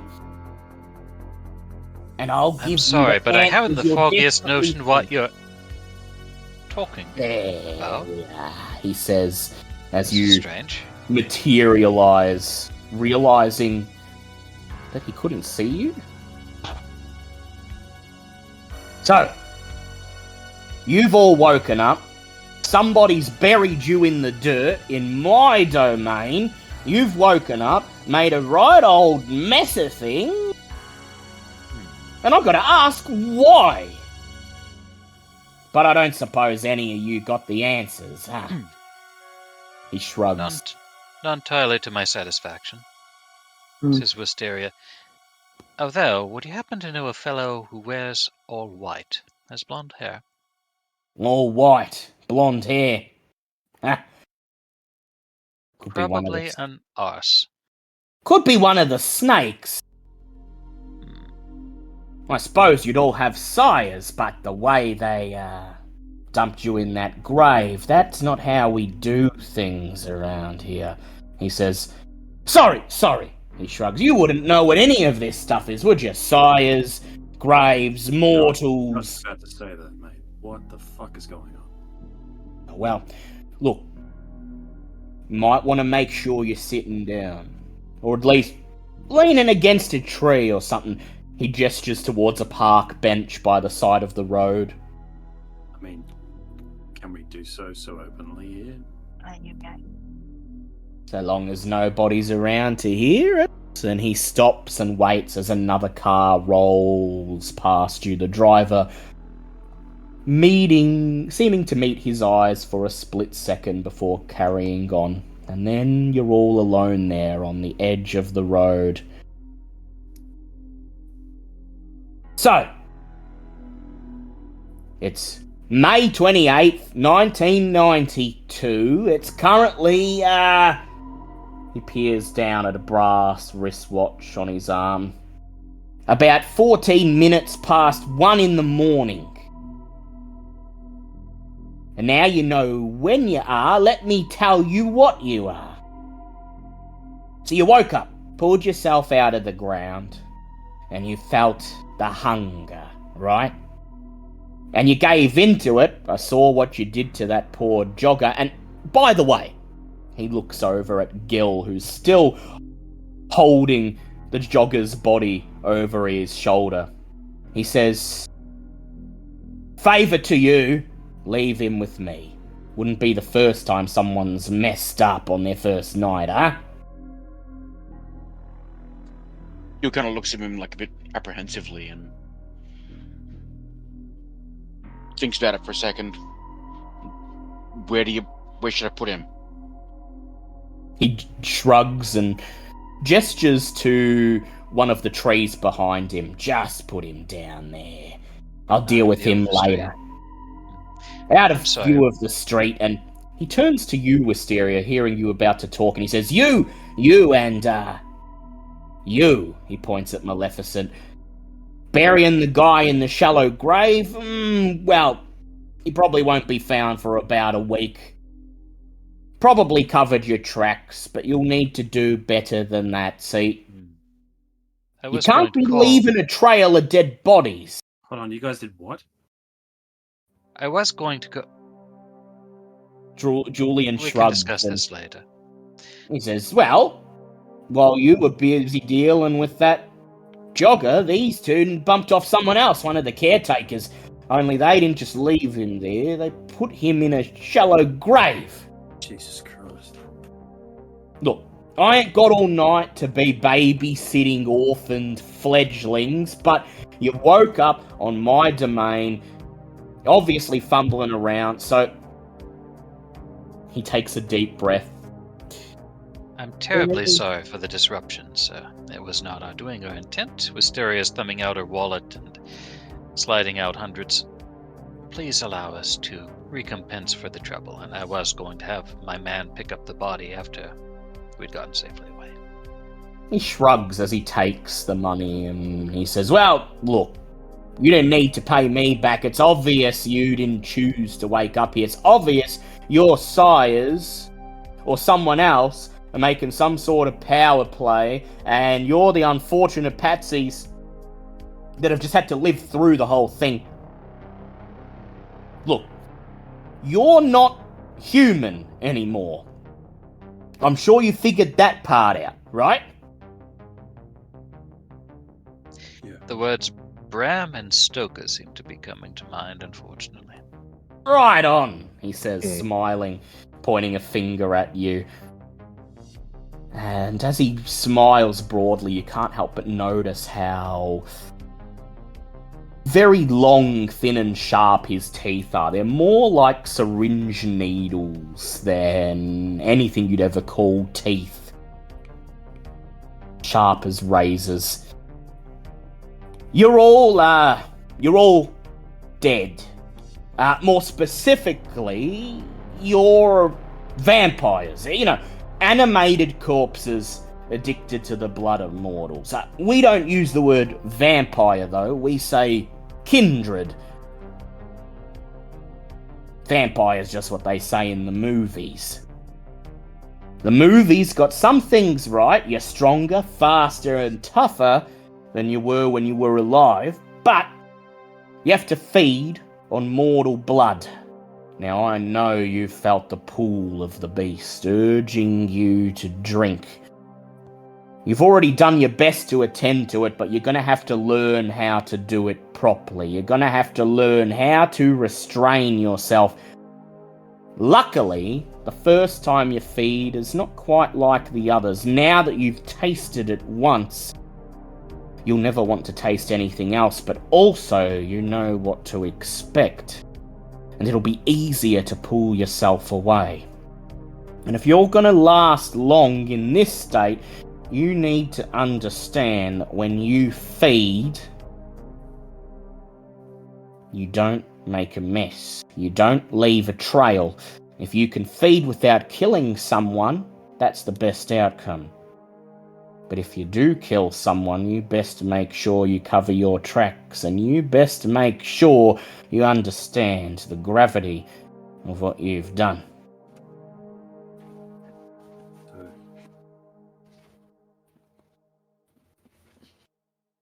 So the bunyip,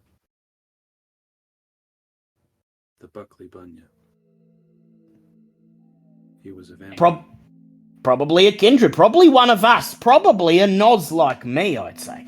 Either that or a gangrel. You'll get used to these words too. Look, you just need to know this. You're all vampires, kindred, and furthermore, there's different kinds of kindred, different bloodlines. We call them clans. There's around about 13. And they're all descended from an original founder of the clan. One of the OG vamps. For example, and he points at Robert and levels his finger at you as if he's asking your name.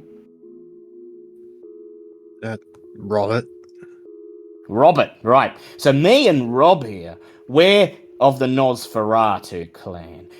We're good at creeping around, not being seen, but also we're good at scaring the shit out of people when we need to on account of how we look.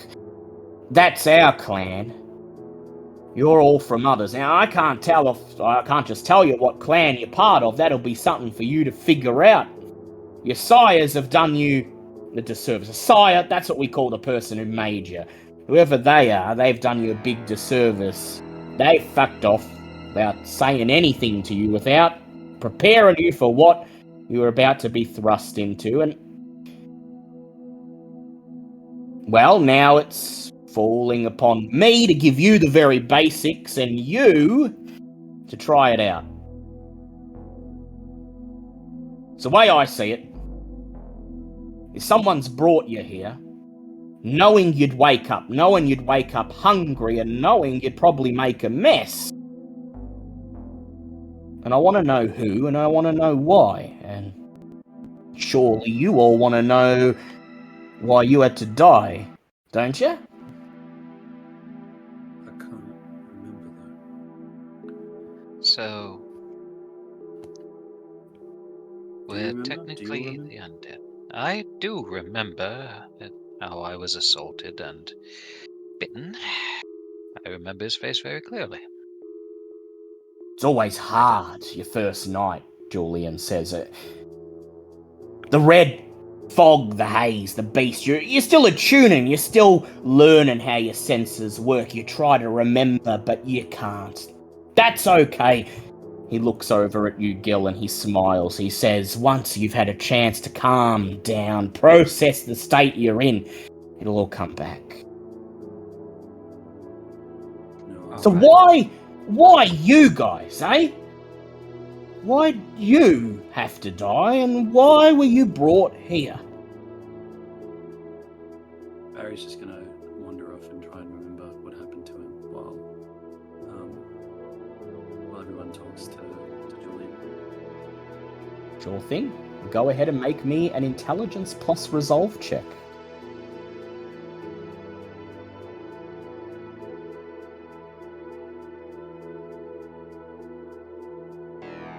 So, as Barry walks off, Julian continues. I would very much like to know these answers myself, sir. And I am wondering, is there anything in particular stopping me from booking a hotel suite to figure this out? Well, see, Oh. normally how we do things is your sire, your creator, would show you the ropes, keep you under their wing until you learn how all this works. You've just learned vampires are real, you've just learned you're monsters addicted to blood, and that's got to be a big enough shock as it is, but now you've got to learn the rules of how to be a vampire. So, I would recommend, and this goes for all of you, until you figure out why you're here and who brought you here, you try to avoid going back to anyone who might know you. Family members, friends. Best if you don't. Don't go to them at the moment, not until you understand fully the situation that you're in, and that goes for where you'd normally sleep. Don't just book a hotel suite and get out of town, because things will get hard for you. See, I'm one of the kinds of vampires in this city. There are others, and when they hear that there are new fangs in town, and especially how they woke up, they're probably going to be questioning whether they want new fangs in this city at all. So maybe, if you solve the mystery of your own murder, as it were, he smiles, then you'll be doing yourselves the best possible favour. Then we can help you get through this, learn about your new condition, and then, maybe then you step back into the mortal world, pick up where you left off, when you know how to follow the Masquerade. Because that's a thing that exists, he says, the Masquerade. All of us kindred are supposed to respect the Masquerade. That's the law, that we must conceal our existence from mortals. That's why when you woke up this morning, you didn't know vampires existed, and now you do. Breaking the Masquerade will make you an enemy of all other kindred. They'll destroy you if the mortals don't get you first. So, take my advice. Stick together tonight. Stay away from anything that might tie you back to your past lives. Don't contact the police, don't contact the authorities, don't contact anyone you'd normally talk to. Just feel things out, right? Very well. Barry, how many successes did you get? 3. 3. So, Barry, as Julian explains the masquerade to the others, you step away, walk a bit down the street. A car glides past, its wheels crunching on asphalt, and in the roar of the engine, you're flung back to the events of a few nights ago. The roar of your police cruiser driving as fast as it can, carrying you through the CBD towards the suburb of Platypus Creek, towards your home, racing against time. You've been fixated on bizarre cases lately. Cases your superiors in the Victorian police seem too eager to ignore. Unusual missing persons, unusual suicides, bodies with inexplicable wounds. You've been on this case for a long time now, a string of gruesome murders, bodies all exsanguinated. Your superiors told you to drop it, but that just made you more determined. And then you got a phone call. Phone call from your family telling you someone was in the home. Someone was waiting for you. Someone who knew you'd been looking for them. Barry, go ahead and describe your family for me. So I have a partner, Barry's boyfriend, has been for many years, ever since university. He's a year my senior. His name is Ferdinand. I call him Fern. He's very a physical opposite to me. He's very thin, quite lithe. About 5'11" to my 6'3". He's a lot more confident and outgoing than I am. And a few years ago, through a lot of hardship and tribulation, we were able to, under very special circumstances, be able to adopt our joy, really.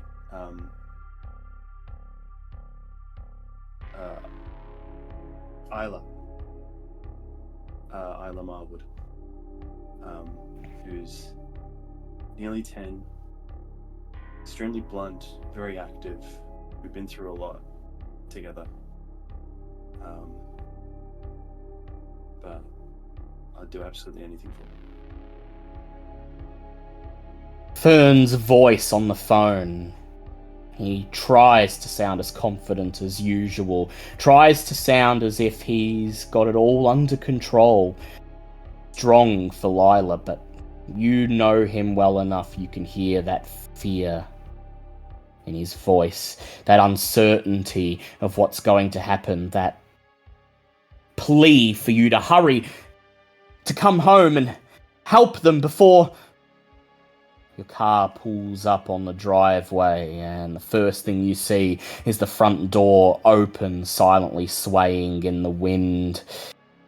And you smell it before you see it. The smell of fresh blood, of death, emanating from the living room, wafting across the entrance hall. No. You remember peering into the living room, standing in the doorway, taking in the sight of the coffee table, the carpet, the couches, absolutely drenched in blood. Fern is the first you see, lying face down in a pool of his own blood. His eyes expressionless, glassy, dead, staring over at you, forever, his face forever locked in a plea for his life. You don't find Lila, and that's a small relief. Her body's not lying on the floor. There's a chance some of this blood isn't hers, but before you can find her, someone steps out of the shadows. A wiry, tall man with long black hair and thick, heavy spectacles. He smiles as he says, "Found me, copper." I pull my And gun then- and shoot immediately. And you don't even get a shot off. Your finger tightens on the trigger before the man moves with supernatural speed. His hands are on you, and a bullet slams into the ceiling as he forces you to the ground and takes you. You come to and find Julian peering over the shoulders of the others, looking in your direction. I'd recognise that look on your face, he says. All come flooding back to you, hasn't it?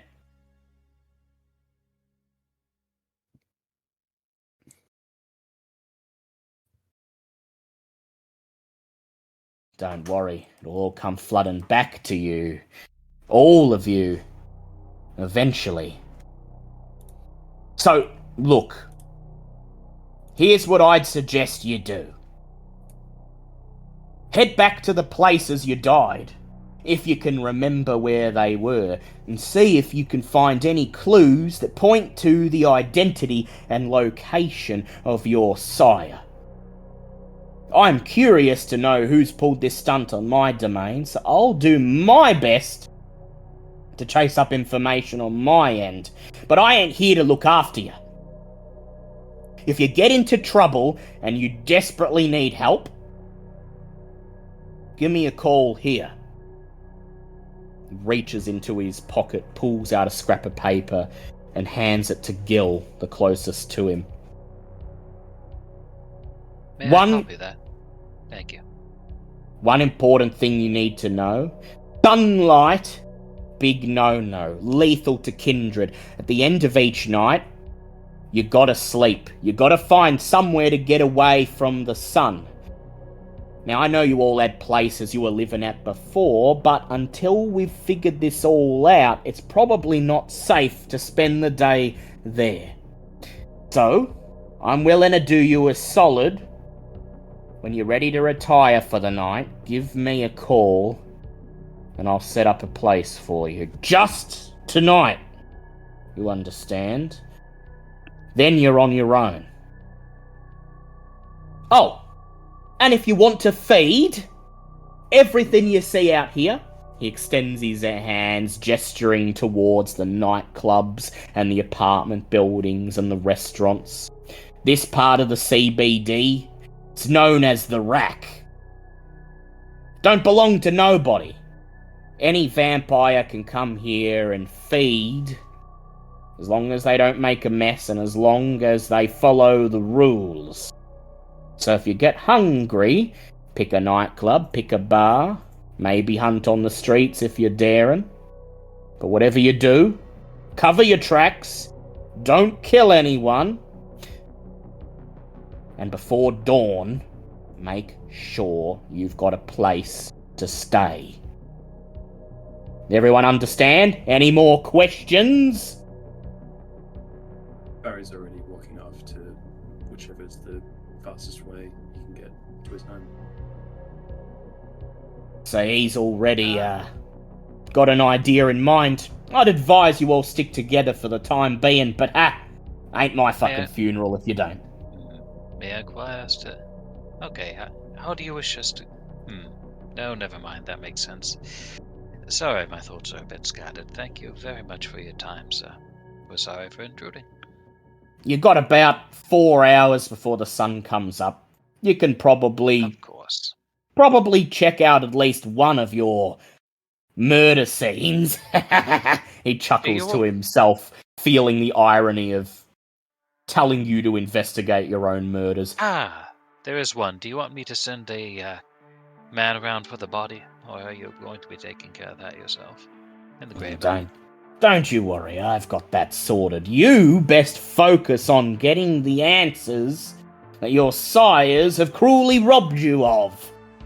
Very well. She looks around, sees Barry walking off, and hurriedly power walks to catch up. The rest of you watch as Barry and Wisteria walk off. Your gaze lingers on them for a few seconds, and then when you turn to look back at Julian, the tree line is once again vacant, and he's gone. So, probably have time tonight to do one or two things before you retire. Probably have time to do one more thing in this session. So, your first night, is yours. You've got a couple of options. You can hit the streets, the nightclubs, the bars, learn to hunt, learn to feed, and finally deal with that hunger, at least for tonight. See if maybe you can get into the routine and make it a bit less horrific than it's been so far.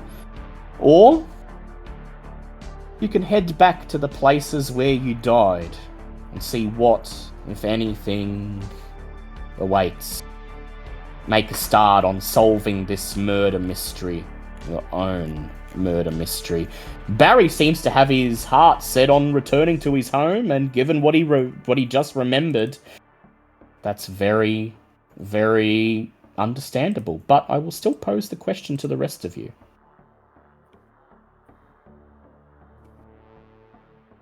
Well, after making a phone call and some arrangements for a basement suite in a fancy hotel.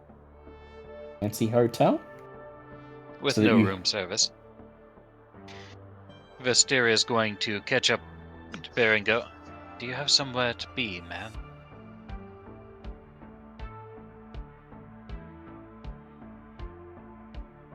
And Barry, what do you say? Alec. Oh, yeah. Oh, wait, no, yeah, Barry's baby G, not Alex, yeah. Oh, yeah, no, sorry, Alex is BRB, he's having a plumbing emergency. So Yeah. Gil just looks over at you, and he shrugs, and he says, "Hey, if you need me to tag along, well, I seem to be pretty good at that." Out of character, Barry was the one whose family... Yes, Barry was.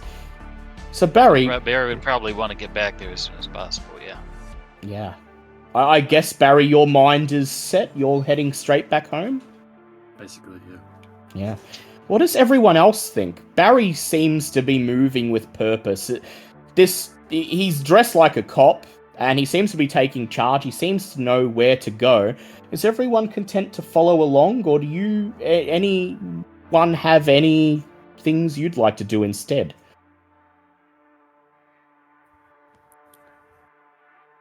It occurs to me... Zuria's gonna head back to the hotel room. To the hotel room where you were killed, yeah. Hotel room, yeah. Well, it occurs to me that we've got two people with mobile phones. It occurs to me that we should probably not be alone. Why don't we split up? You're going to your hotel room, you're going to your family. Well, sorry, you're going to your house. I'll go with this young lady to her hotel room, and one other person come with us, and two people go with you to your house. How's that? Seems like a good idea. Mm-hmm. And before dawn, we'll meet at the hotel porter to sleep in a relatively secure location. Yes. So, Wisteria, you would like to book a basement suite of a hotel rather than taking advantage of Julian's safe house? Just met the man. Probably a good idea. Go ahead and roll your resources dots for me. Yeah, okay.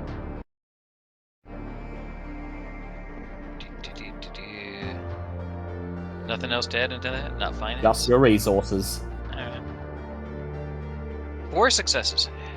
So you don't really have the time to negotiate things yourself. You're calling upon your assistant, Jan, to do this. Go ahead and describe Jan to us. Jan is currently picking up the phone and waking up groggily in the middle of the Netherlands. Jan is a burly man. used to be very powerful in his youth, and he's still broad-shouldered and keeps fit. Now he's got a walrus-style mustache and a couple scars across his face from where he was fighting in Rhodesia for the wrong side. But it was just money for him. He's probably saying, "Hello." Hello? Oh, Miss Wisteria. It's... John, I'm sorry to bother you. There's a bit of a crisis. I need you to get me a secure, safe room, basement level for about Must be the 6 middle of the night over there. I'm getting ready for the lunch meeting with the importers. They're only 3 stars. Wipe it up. Scrap the meeting. We'll reschedule. This will take priority. Tell him what you need, and he hums. You can almost see him nodding in your mind's eye and understanding. A business meeting. All right, I'll do the best I can. Tell you what, assume I've got a spot for you at the regular place. I'll get in touch with the manager now and pull some favors. Yes, use one of the unmarked emergency accounts, please. Nothing to tie it back directly to me. Or you. As you wish, ma'am. And then there's a click as he hangs up. And your lodging for the night seems to be sorted. Maleficent, Robert, what would you like to do? Feed or accompany one of the groups to one of the murder sites? I might accompany Wisteria. Yeah, Wisteria. Heading to the hotel with Zarya. Yeah, Zarya. Alright, that's 3. So, Robert, that leaves you to go with Gil and Barry to Barry's home. Yeah, I suppose it's still not fully understanding what's going on. Yeah, he'd just go with them. Yeah. So, here's a question for you. Buckley's I wouldn't say Buckley's a big city, but it's still a city. And, well, the Botanical Gardens are on the edge of the CBD, downtown. Barry's home is down in Platypus Creek. And Zarya's hotel is down on the very edge of South Buckley. It'd take hours to walk. So, I suppose you'll either be hailing a taxi or finding some other means of transportation. Barry,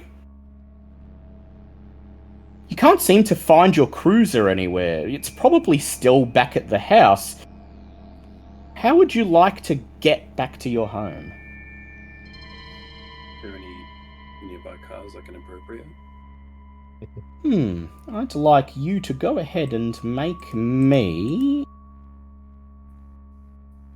a Grand Theft Auto roll. intelligence and either investigation or streetwise roll.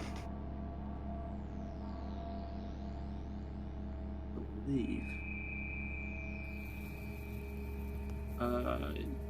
Intelligence and either investigation or streetwise, was it? And you may add an extra dice for your heightened senses as well. Lovely. I believe that's 8 dice. 8 dice. Okay. Indeed. So, just so everyone's aware, whenever you roll dice in Vampire, you take a number of dice from the pool equal to your hunger and replace them with hunger dice. That way the hunger can have an effect on your roll. Oh, I see. So the hunger die replace the die in the pool rather than add to them. Gotcha. Okay. That's 6 successes. 6 successes, yeah. There's a quick walk down the road to the corner, and there's a small car park right in front of the back entrance to the Botanical Gardens. There's 2 cars parked there.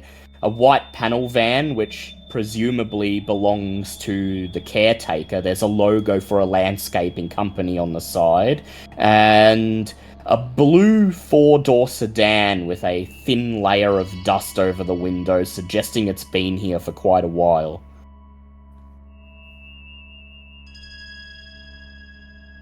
I'll take the van. Fuck it. Take the van.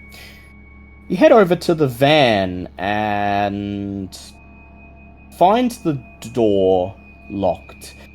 There's a big door at the back that lets you into the back of the van, and that happens to be unlocked at the moment, but there's a wire mesh separating the boot of the van from the cockpit, meaning you can't simply crawl in through the back either.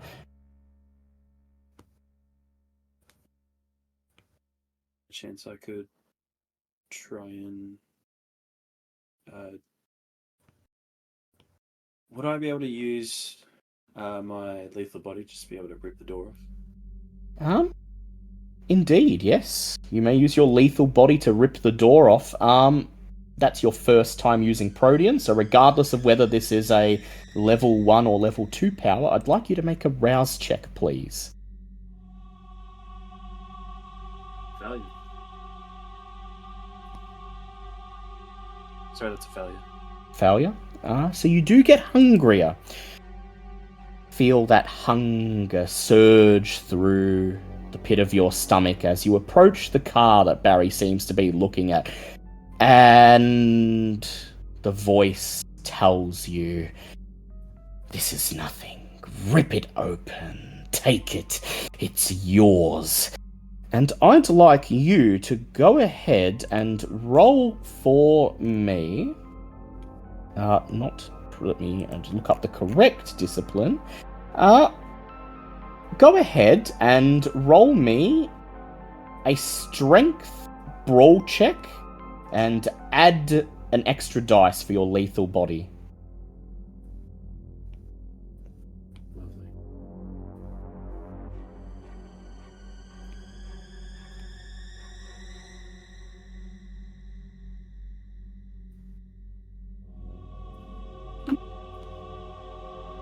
Alternatively, if you like, you could use your Wrecker ability to get through without having to roll, but you'd probably make a mess of the car. That's alright. I've got 5 successes. 5 successes. So Barry, you watch as Gil approaches the car, flexes his knuckles, and flashes you a smile as he leans over, and you don't quite see what he does, but you hear a loud click of the door buckling, and the driver's side door pops open, and he just gestures for you to take your seat inside. Coming or what?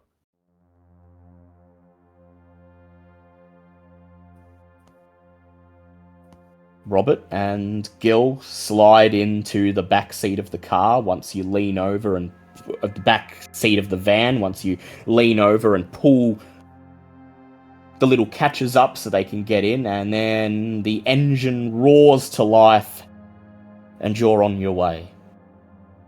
Meanwhile, Zarya, Wisteria, and Maleficent, how are you going to get all the way through the CBD to South Buckley to the Parkview Hotel, where Zarya wishes to investigate the night's activities? I'm going to wager that you don't happen to have an automobile nearby. Nope. She glances over at... Maleficent, you probably don't have a vehicle anywhere here, but you do have some sway with some of the local students, and it occurs to you might be able to call one of them up for a lift. Yep. Well, it's either that or a taxi, so... How many Payphone. There you go. How many contacts in university student do you have among the university? That'd be your influence stat on the second page of the sheet. Hang on.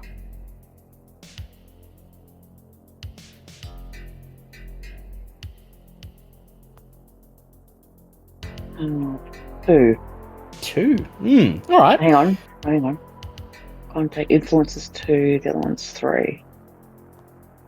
All right. So, yep, influences. So go ahead and roll me dice equal to the number of dots in influence you have. Okay.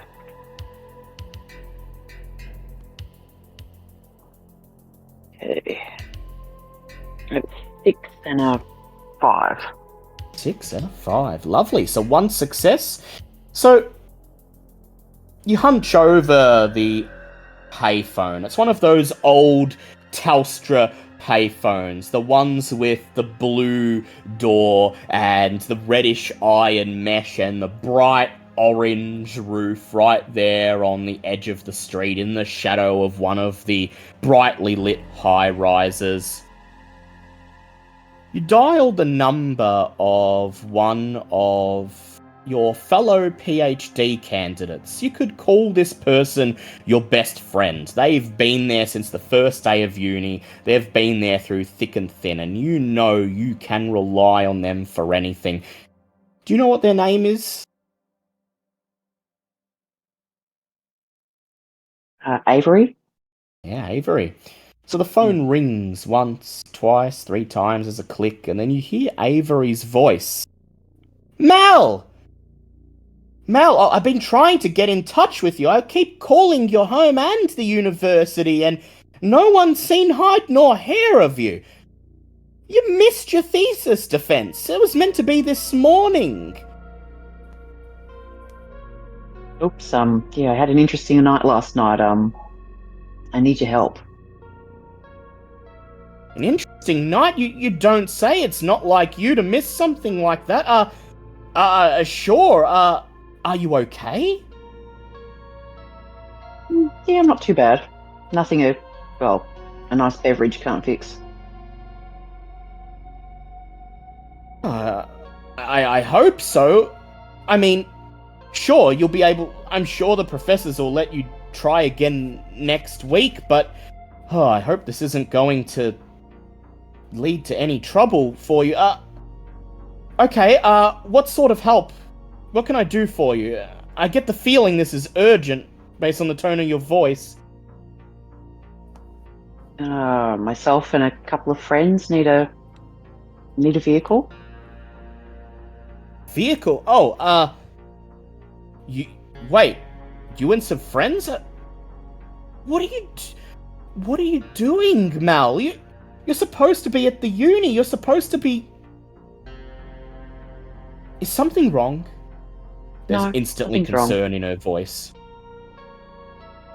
I'd like you, Maleficent, to go ahead and roll for me a manipulation plus persuasion check. Actually, sorry, manipulation plus subterfuge. Trying to set her at ease. She knows you well enough. She's your best friend. She knows something's not right, and you're trying to just make her put it in the back of her mind for now. It's 2 and a 6. 2 and a 6, 1 success. I'll roll for her. She says, clearly not quite convinced that you're okay, but she doesn't seem to want to press you any further. Okay, well, look, if there's anything more I can do, please let me know. You need a lift, right? Look, John's doing some rounds at the moment. Tell me where you are, I'll get him to swing by and pick you up, okay?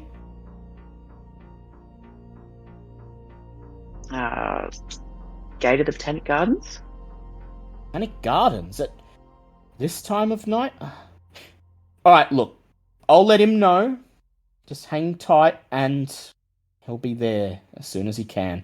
There's a click as she hangs up, clearly clearly forcing herself to let you go, even though she's very concerned and can tell tonight is not a normal night. And then you wait, and sure enough, about 10-15 minutes later, a red Holden Commodore comes roaring around the corner. It stops in front of you, and you recognize the driver, John, Avery's boyfriend.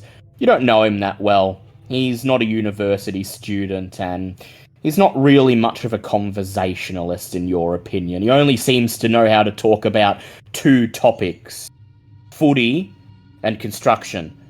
Neither of which I assume you like to partake in very much. No. He winds down the front window and nods as he sees you. Mal, looking good. And these must be your friends, eh?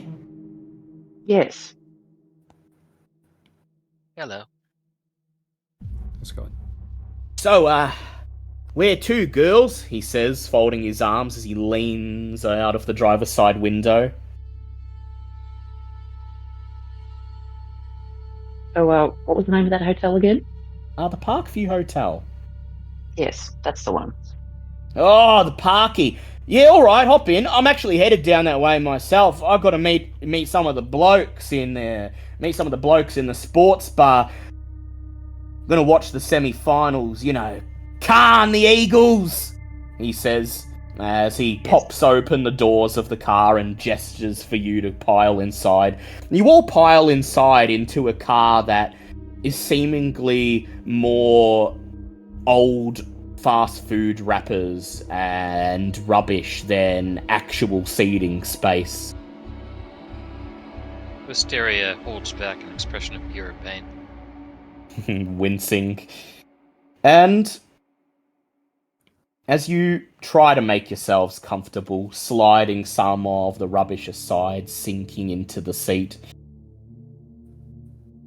John revs the engine and it roars to life and carries you off into the CBD as he reaches over, turns a knob on the stereo, and the cockpit is filled with very loud AC/DC.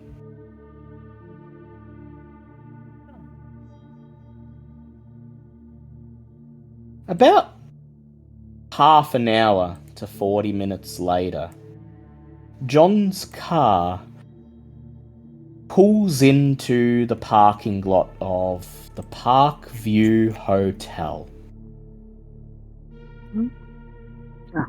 It's a big 4 or 5 story building, a high-rise by Buckley standards, but not really anything on par with some of the 4 or 5 star establishments in Melbourne, but this is still probably the biggest hotel in the city, and at this time of night, even past 2 a.m, it's lit up and open, a big pillar of light in the seeming endless darkness.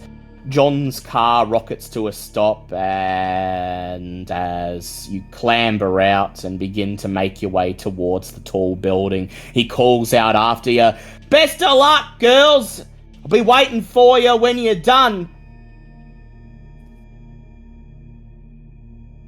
And then, With all due respect, I'll be taking a taxi from here afterward. Yeah. That's yeah. "No biggie then," says John. "All right, Mel, catch you later." And the engine roars to life as he screams out onto the street, driving about half a block to the small, very garish-looking, neon-lit sports bar about half a block away. You make your way towards the Parkview Hotel. It's open at this time of night, and there's a set of double glass doors separating the front courtyard from the lobby. There's a couple people milling around at this time of night, tourists by the look of them, wearing band t-shirts or carting luggage behind them. Most of them staggering under the influence of alcohol and several other substances that they're partaking in tonight, probably returning to their hotel from a night of partying. And before you enter the hotel, I'd like to ask, is there anything either of you would like to do? This would probably be the first time you're going to be speaking to mortals in your state. And you notice as you make your way towards the front lobby that several people's gaze lingers on you as you walk past, clearly noticing your very pale skin. Are we aware of things we can do about that? You are instinctually aware of most of the things you can do. Then yes. I'll be So- using the blush of life.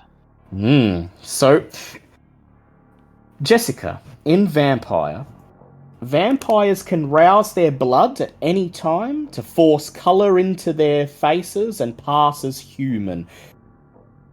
This way, they can interact with humans without being noticed. They can eat food, drink drinks. They can only hold it down for a short time. But if there's ever a time when you want to blend in with humans, you can do what's called the blush of life. And so I'll ask both Zarya and Maleficent, seeing Wisteria's face flush with colour and feeling the beast rattle in your bodies, whispering that it can disguise you from the kine. What do you do? Do you also call upon your blood to disguise yourself, or are you going to try and explain away your deathly white pallor? Zarya's just gonna do it. Blush of life, I think. Blush of life, yeah? So I'd like both of you to make rouse checks for me, please.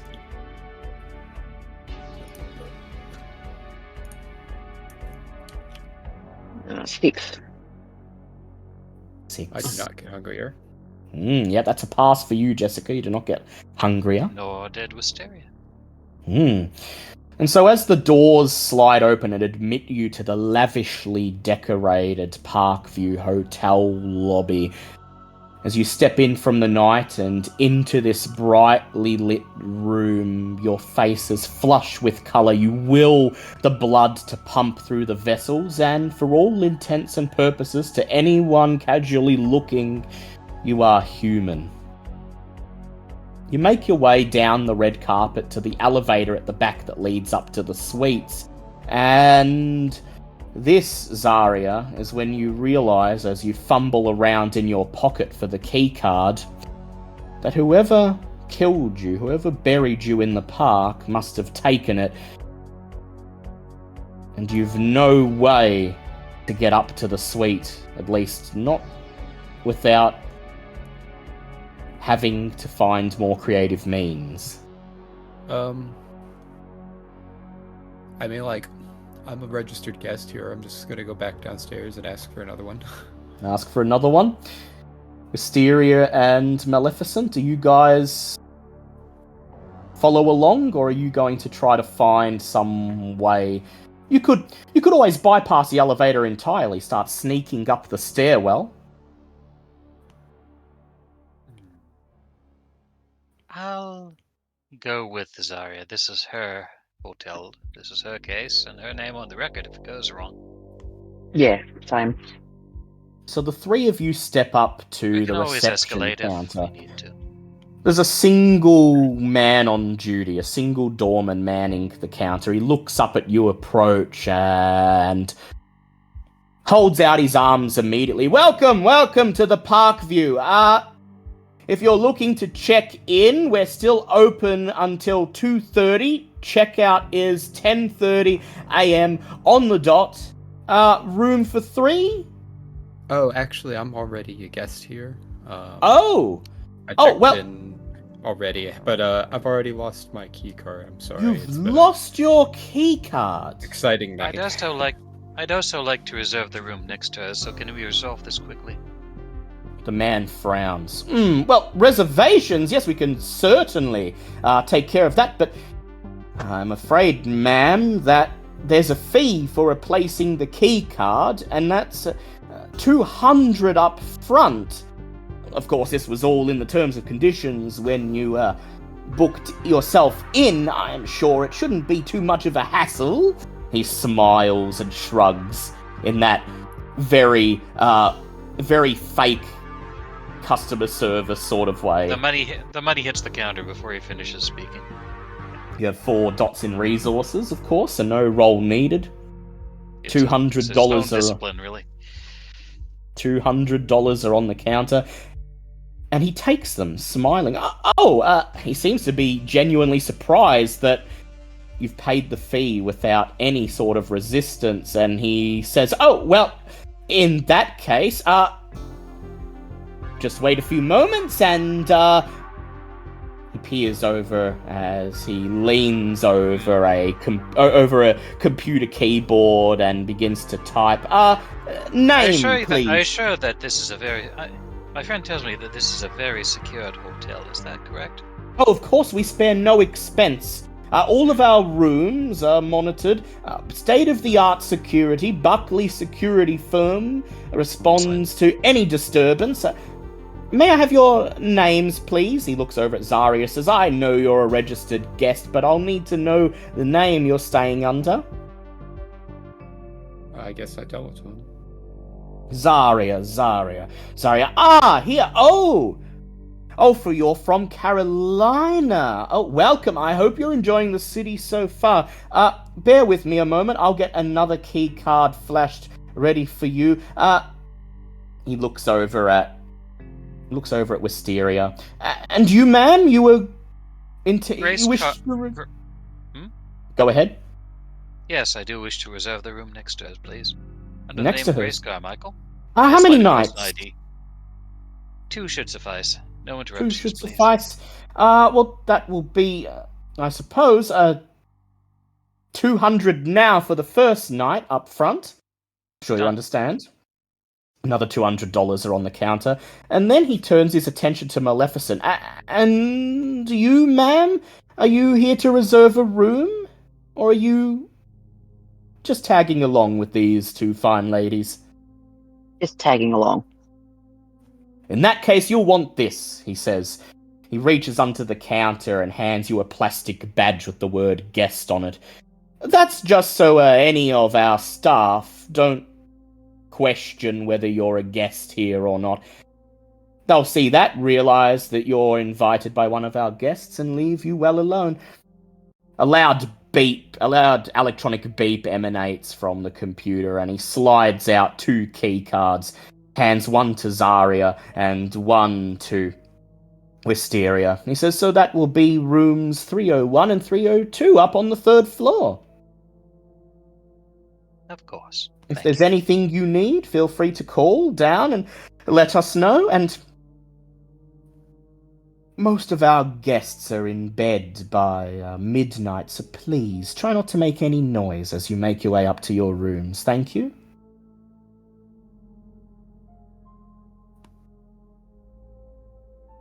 And so, you make your way up to the 3rd floor. The elevator lurches as it comes to a stop, and you step out, making your way up to the door of 301. Zarya fumbles for her keys, for the spare keys, unlocks the door. Well, she swipes the key card. The door clicks as it unlocks, and she gestures for you to follow her in.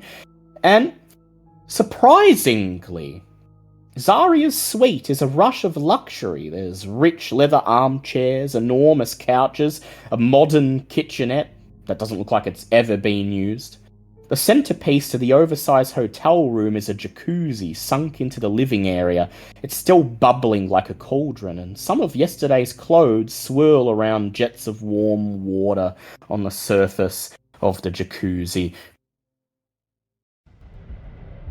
I imagine that this probably looks very much like what both Wisteria and Maleficent's everyday homes look like. Less tasteful. The first thing you notice is that it doesn't look like this place has been witness to any kind of attack. The door doesn't look like it's been burst through. It opens, shuts as if no disturbance happened, and there's no blood on the floors, on the walls, barely any sign of a struggle at all. What would you like to do?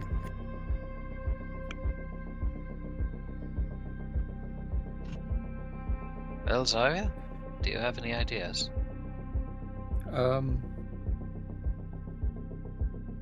So, I was supposed to meet a group of friends here. And it doesn't look like they ever turned up. Or if they did, there's no sign that they were here. The hotel room's just as you remember leaving it, sans violent attack. Did you arrange it via phone calls? Did you agree to meet in person? I think you we would have. agreed to meet in person, but it was over, we use computers to do it. Ah, I Which see. I actually need to gather up all of my stuff for that, too. Do you have a personal computer here? I do, yes. And, of course, it's still there. The laptop, the very thick Hewlett-Packard laptop lying on top of the kitchenette counter. Screen turned off. So you're good with computers, alright. That's right. I fully intended that if that didn't work downstairs, I was going to hack into the card printing machine. And in fact, they're using a Buckley security system, which means the cameras feed back into a central box. If you're good with computers, there's something we can do with that. That's true. I'll have to be down there to look at them, though. No, that's fine. I can get you through any barriers if somebody can distract him. She glances over at Maleficent. And we can get you to that box. And That sounds like afterwards a plan. erase the footage. Wait, no, I don't need to... Oh. How do I... Cameras don't work on me? Interesting, alright. Cameras don't work on me, evidently. This is something I just now know. Tonight has been stressful, alright. Maleficent, do you have a good way to distract that guard? I can try to use my charm. So you're gonna head to the security room outside the end of the hallway, get in, check the footage. That's the plan. Alright. So, before you turn to leave the room, head to the security room. Zarya, do you check your computer before you leave? Gather it up, bring it with you? I am going to check the bulletin board system before I leave, so I'm going to boot it up and plug it in and dial into that. Tell the others to wait for a moment as you kneel over the computer and it hums and creaks for several minutes while it boots up, and it takes a few more minutes to connect to the BBS. You have to drag the cord from your computer to the phone line at the back of the kitchenette, listen to the dial-up tone, and quickly log on to the BBS, and someone has posted a message under your name cancelling the meetup. It was posted at 8:49 p.m. last night. Probably just after you were attacked.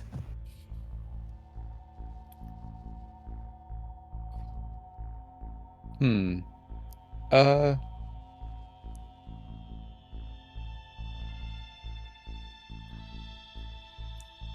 gonna assume that I'm that I admin this BBS. This is your That's okay. BBS. This is so your touchstone. This is your baby. I'm gonna have a look back through before we leave the numbers that have dialed in and see if I recognize who logged in as me. Yeah, alright, so go ahead, make me an intelligence technology check. This is her wheelhouse. Let's see.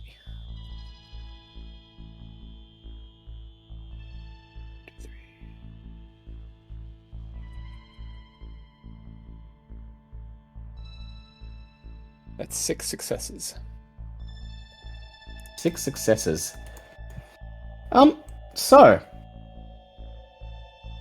you scroll through the list of telephone numbers that have called in, and you recognize the one that made the last post, the one that was pretending to be you, is most certainly not you.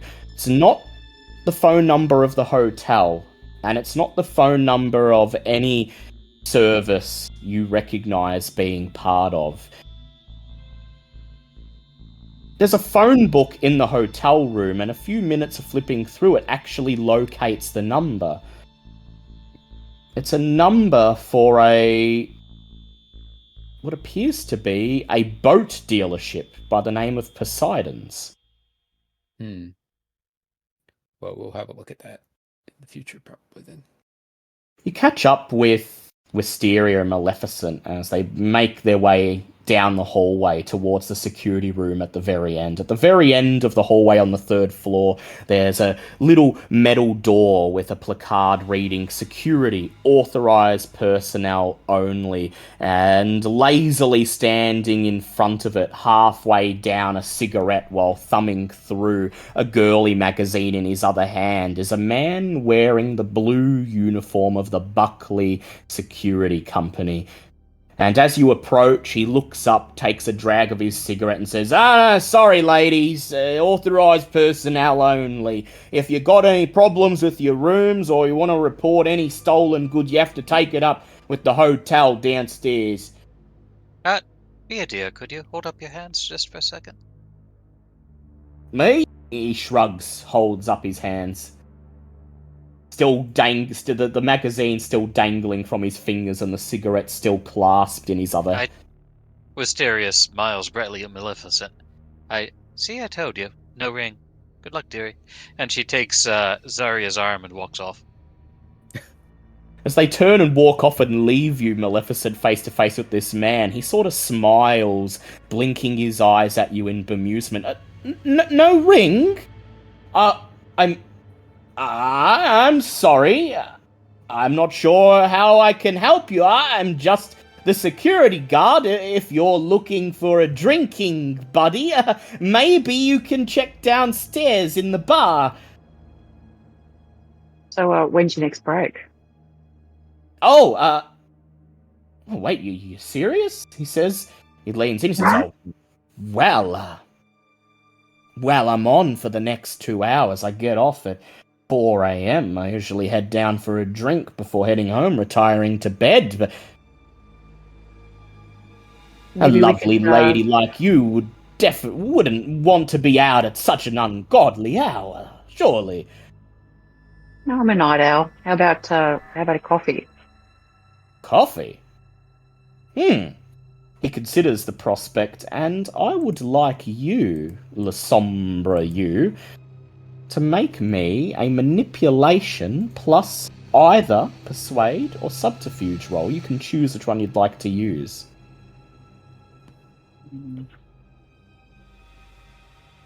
Maybe persuade. Okay. Go ahead.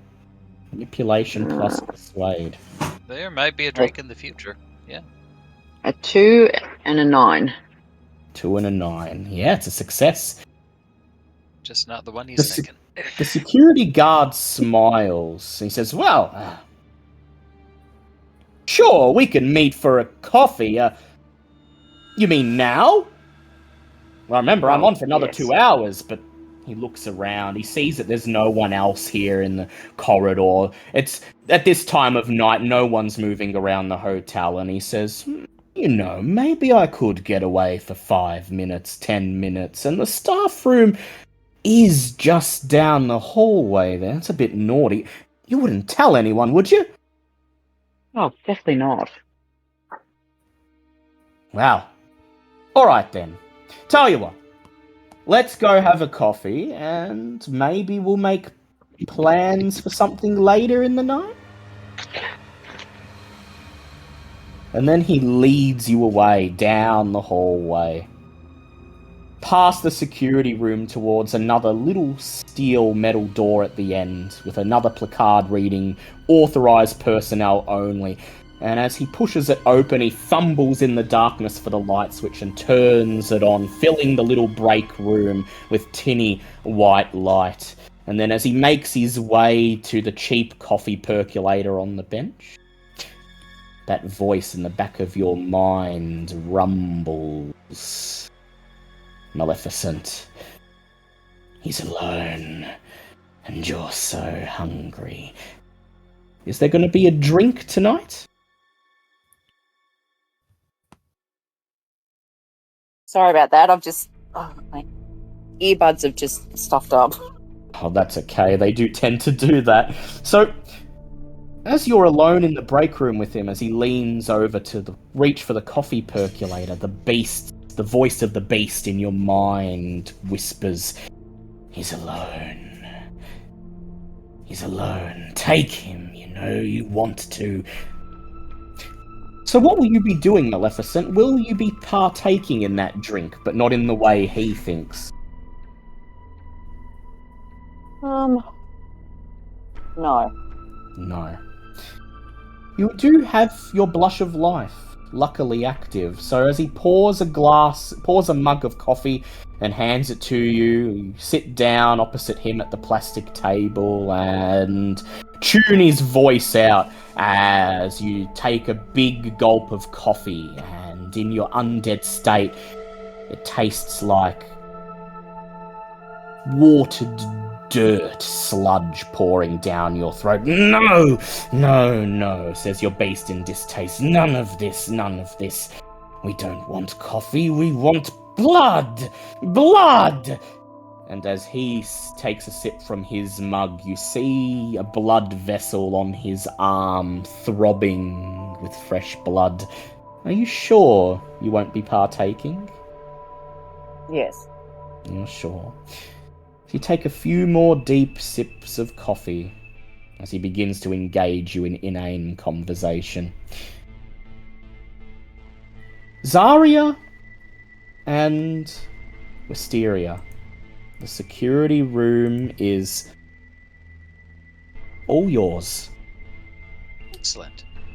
You push the door open and enter a room about the size of a very cramped closet with just enough room for a stack of cardboard boxes and a desk with 3 big black CRT monitors arranged side by side, each of them flicking through various grainy black and white views of the hotel.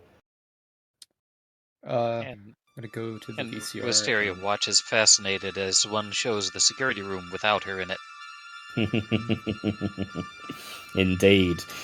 Darius gonna go to the VCR and start rewinding. Rewinding. Go ahead, make me an intelligence technology roll.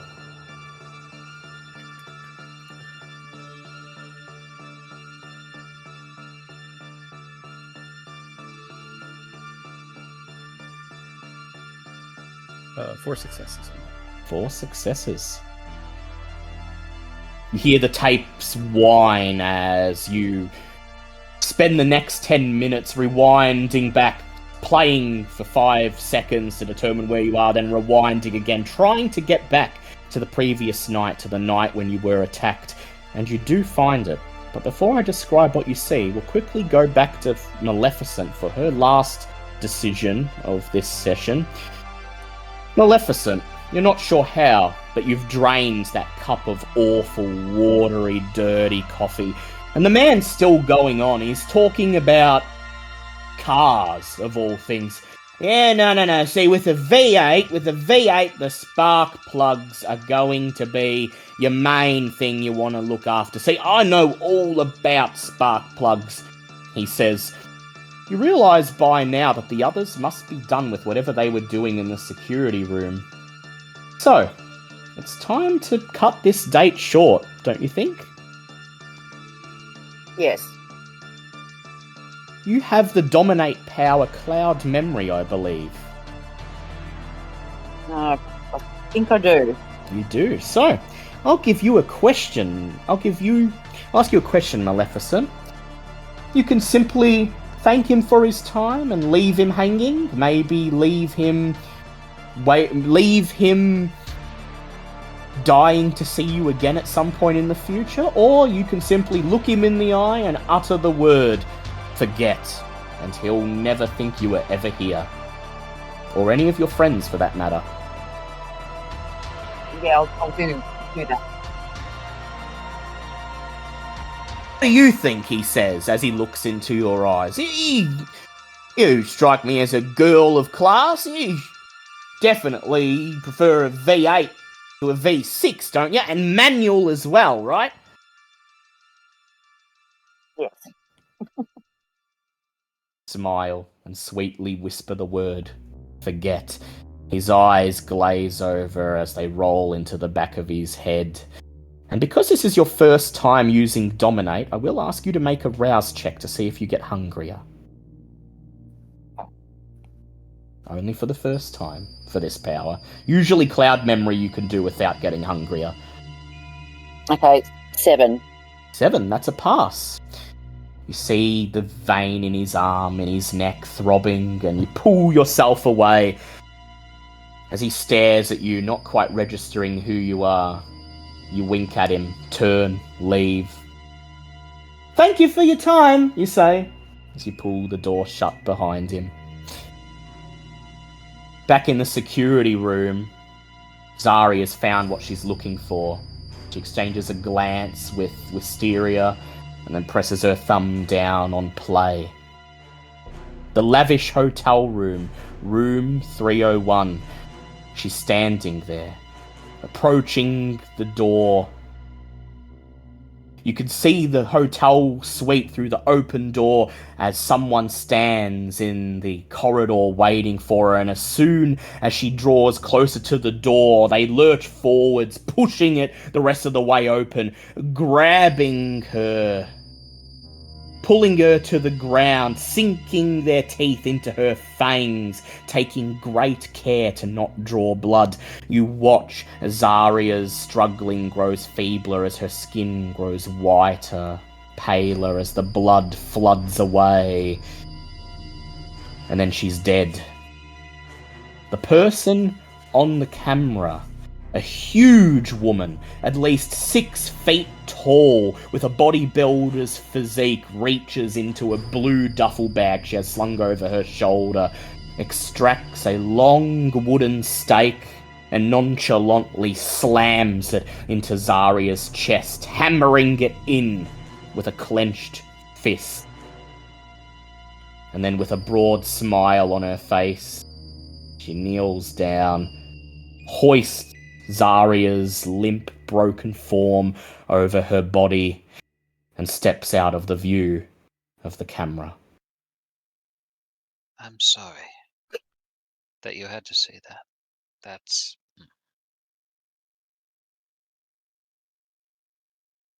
Yeah. Ouch. Well, let's get the tape and get out of here, shall we? What? Yep. Tape slides out of the VCR, and then it's quickly in Zaria's bag, and a few minutes later, you're gone. No trace. She does remember to stick What? another tape in there before she leaves. Yeah. Slides a Yeah. blank Well, tape in and- that starts recording. And I'm assuming you collect your computer rig. Yep. Yep. Weighed down by the computer and the modem and the VHS tape. And a few minutes later, there's no trace that you were ever there, as the lone guard returns to his post and begins idly flipping through the pages of his magazine once more. And that's where we'll leave it for this session. Creatures Such as We is a Vampire the Masquerade 5th edition actual play podcast presented by DM Fiat. Creatures Such as We is based on a sourcebook by Brian Holland, available at the Storyteller's Vault. Vampire the Masquerade rules are developed by Onyx Path Publishing and Paradox Interactive, and published by Renegade Studios. Portions of the materials are the copyrights and trademarks of Paradox Interactive AB and are used with permission. All rights are reserved. For more information, please visit worldofdarkness.com. The music used in this podcast is composed by Kevin MacLeod. White Bat Audio, and Ivan Duke, and is used with permission.